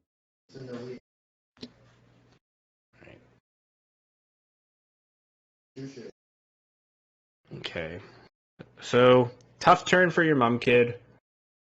I think he's got so much spell damage assembled, but doesn't really have the burn. I feel like this board clear is probably going to happen, but we know looking at Nails' hand that he has the answer. I'm coming. The storm is in All right, he's going for it. Wow. Your mom kid's putting it all on the line. All the marbles. And unfortunately, we know that Samuro is there, along with the removal, but... Yeah, even with that draw power. Yeah, and there's another discount. Good old Aldor. So, Samuro with the... Oh! I think Nails might have missed it. This could be a big chance for your mum kid if he just goes Aldor. Let's hope he sees it. Broom also could be a clear here. That might be just an alternate option he'd choose to go for, because Broom with Aldor and with both Aldors does clear. And I think he's going for the Broom route instead of using Samuro. No, it looks like he's going Samurai. Huh. This is a interesting choice. Okay. Alright then. So I don't love Nails leaving minions on the board to potentially gas up the Guardian, but you know, you got to start winning the game at some point. And I think he's decided that now's as good a time as any. I think he should feel comfortable playing Mutinous, right? Well, you don't know what your mum kid has in hand, but it's really good if he does play it. Yeah. Right, getting that multicaster out of hand. Yeah. I mean, I guess you could be reading Snowfall Guardian. So Well, that's what I was thinking. Like either way, he's thinking I still have those as possible good targets, and Mhm. I do love a good study session. All right, and Nails is getting the hand ready for a Lady Liadrin. Lots of pressure. Your mum kid really has no action here, no spell damage for the landslide. It's a little bit tough. Overdraft isn't really what you're looking for. Neither is Lightning Bolt. Brilliant Macaw, though. I think that's just another wind chill, and I don't know if he can win this matchup with only that result. So both Macaws are done. yep. So no more extra card draw beyond this wind chill from Macaws. No more Snowfall Guardian repetitions.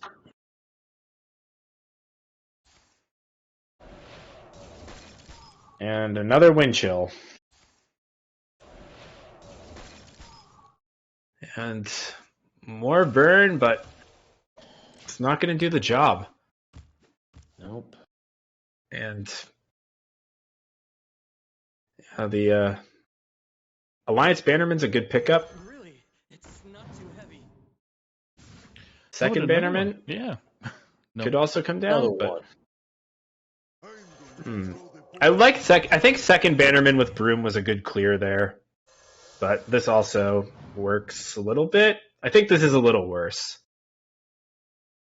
I think the second Bannerman would have made the Broom a 3/3, and the Bannerman and Broom could have cleared off the taunts themselves. So, a little bit. Just whittling it down so his Yeah. kids get no other true options to get over the top of. No. But this game isn't over anymore. It seems like your mum kid is putting together the burn one way or another. And I know he would really like to use that hero power button right now, but playing the Snowfall Guardian is such a big priority when you're facing down all this damage. And I think he's going to try to do it all.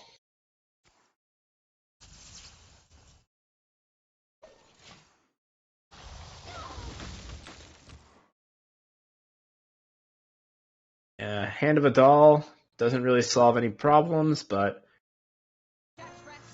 Nails does get some upside from the other play, which is being able to play this Libram of Hope right now. Right? He did not play the Hand of Vidal knowing he was guaranteed to be able to play Labor of Hope thanks to all the discounts he's gotten from playing all of his Aldor minions. Yes. So while the line wasn't quite as good a clear as the other, it does give him this tempo now. And I think Nails is just at this point trying to decide how to best play around maybe another landslide or any other removal that your mum kid could be holding. Right. So, And I mean, at this point, your mum kid knows he's probably going to need some sort of direct damage to face in order to make this happen, unless he can find some creative way to clear the board without having that burn damage, which is looking increasingly unlikely. Right. Well, I don't know if Nails is quite keeping track, but your mum kid is actually out of spell damage entirely. There is none left. Because he used his zappers and both of his arcane studies. Yeah, so really the only out is Brukan Fireballs and Snowfall Guardians connecting with Uther. Which is looking increasingly unlikely. Yeah. And like this landslide doesn't get better, and that's just a hard pill to swallow. You might have to use the hero power in conjunction with landslide to like keep your Snowfall Guardian healthy, but even then there's still so many big minions left on board. Oh, but no freeze left either. There's one Snowfall Guardian, and he could not play it this turn. But Sheedy Snowbolt is a good roll. He was probably hoping to get like a spell damage. Oh, I was playing a game the other day. Someone rolled Professor Slate in a situation like this. That's nasty. Quite nasty. Easiest one in like 145 I've ever seen. That's how you do it. That's but just where you turn off the monitor for a second and just walk away and then come back. Oh yeah. I didn't see that. That never happened. Yep. But it's up, and there's the dagger. And there we go. Yeah.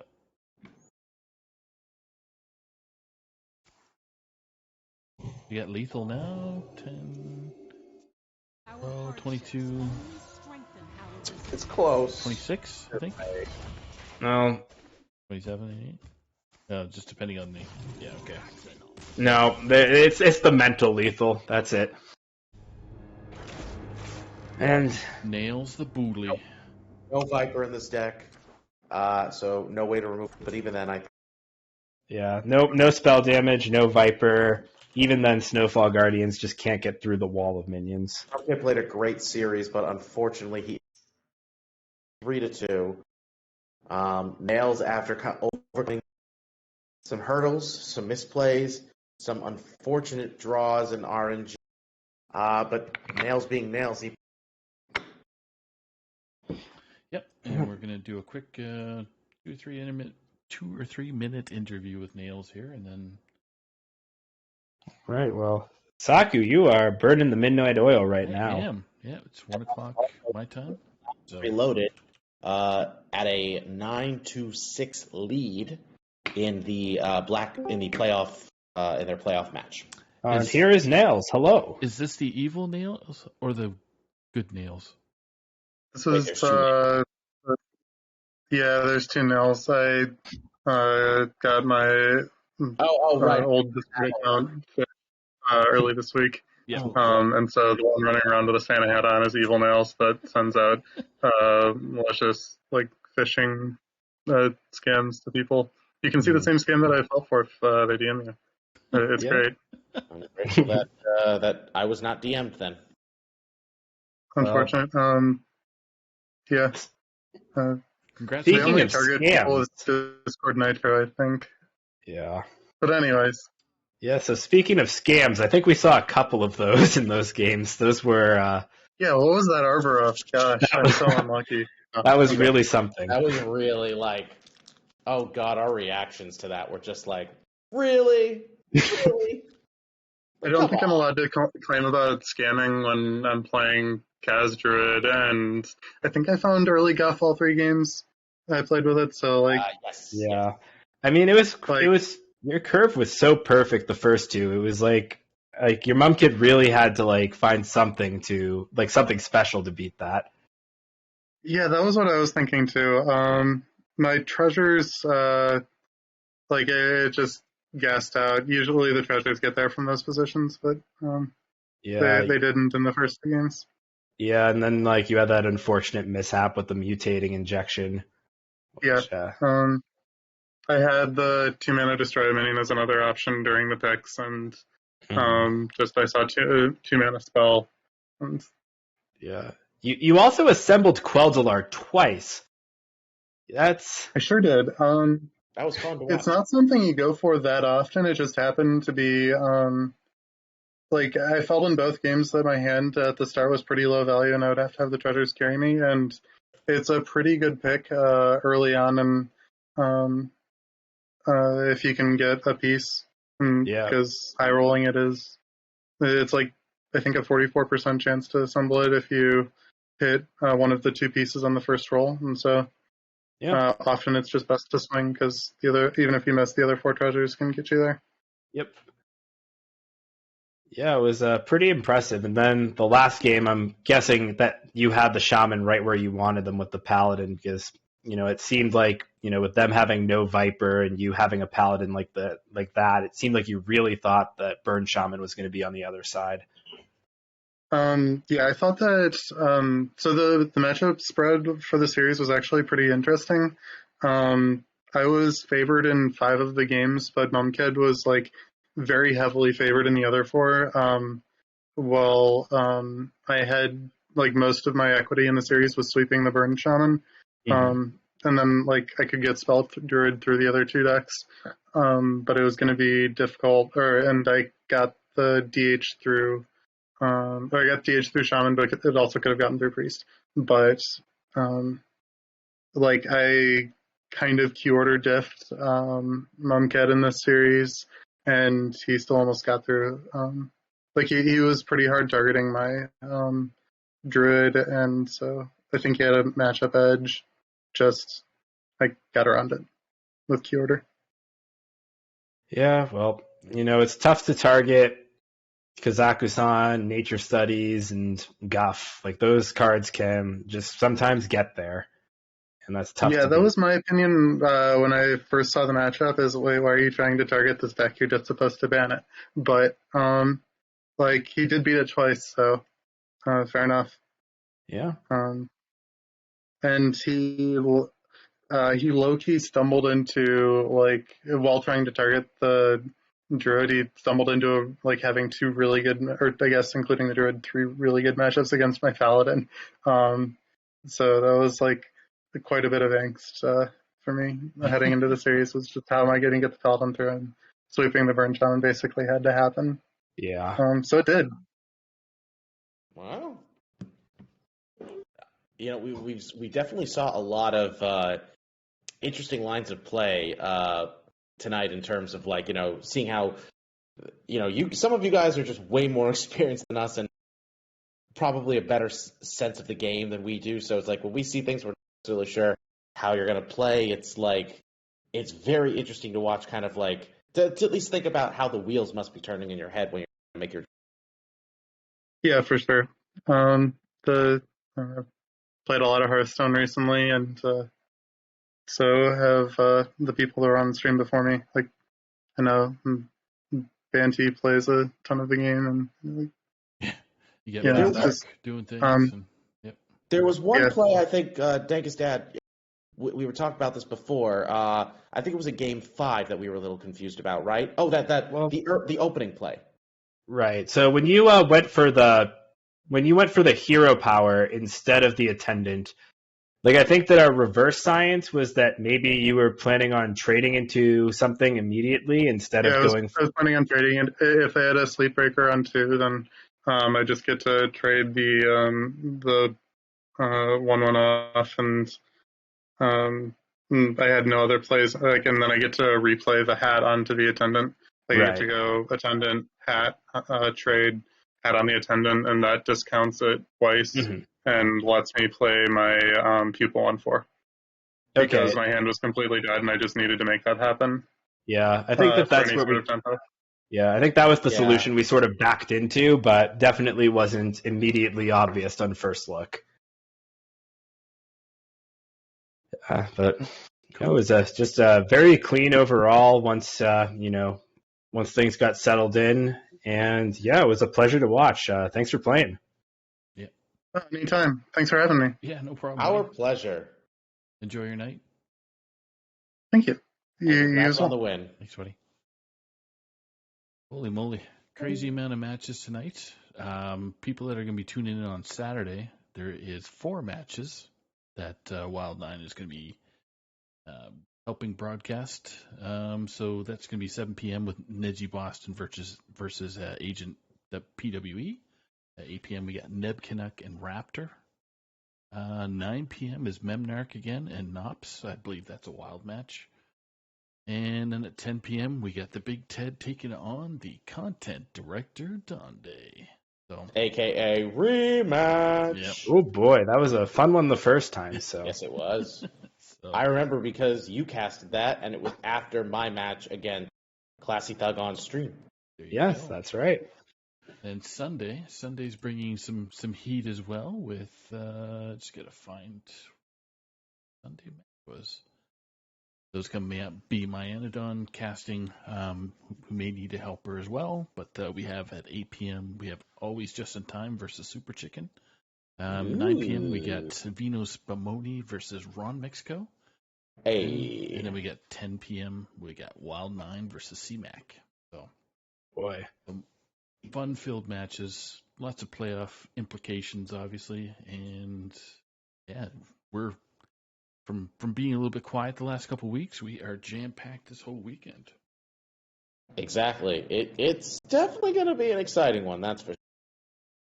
Yep. So, any final notes before we sign off for the evening, guys? I feel like there's several things I want to say, but I also feel like I'm tired after that. But I guess the best thing I could say is it was a pleasure casting with you, Danka's dad, and it was a pleasure to always be in the presence of our favorite Canadian, Saku. I think despite the setbacks, that's a great cast for us tonight. Yeah, it's great. yeah. It's been wonderful. And Dankus, what would you have to add, buddy? Sorry. A lot of fun. Just wanted to say the same, Jared. It was great casting with you, and I'll let you guys get your rest because it's a little later for you than me. So That's right. To quote Tom Tucker from Family Guy, only slightly. Only slightly. Yep.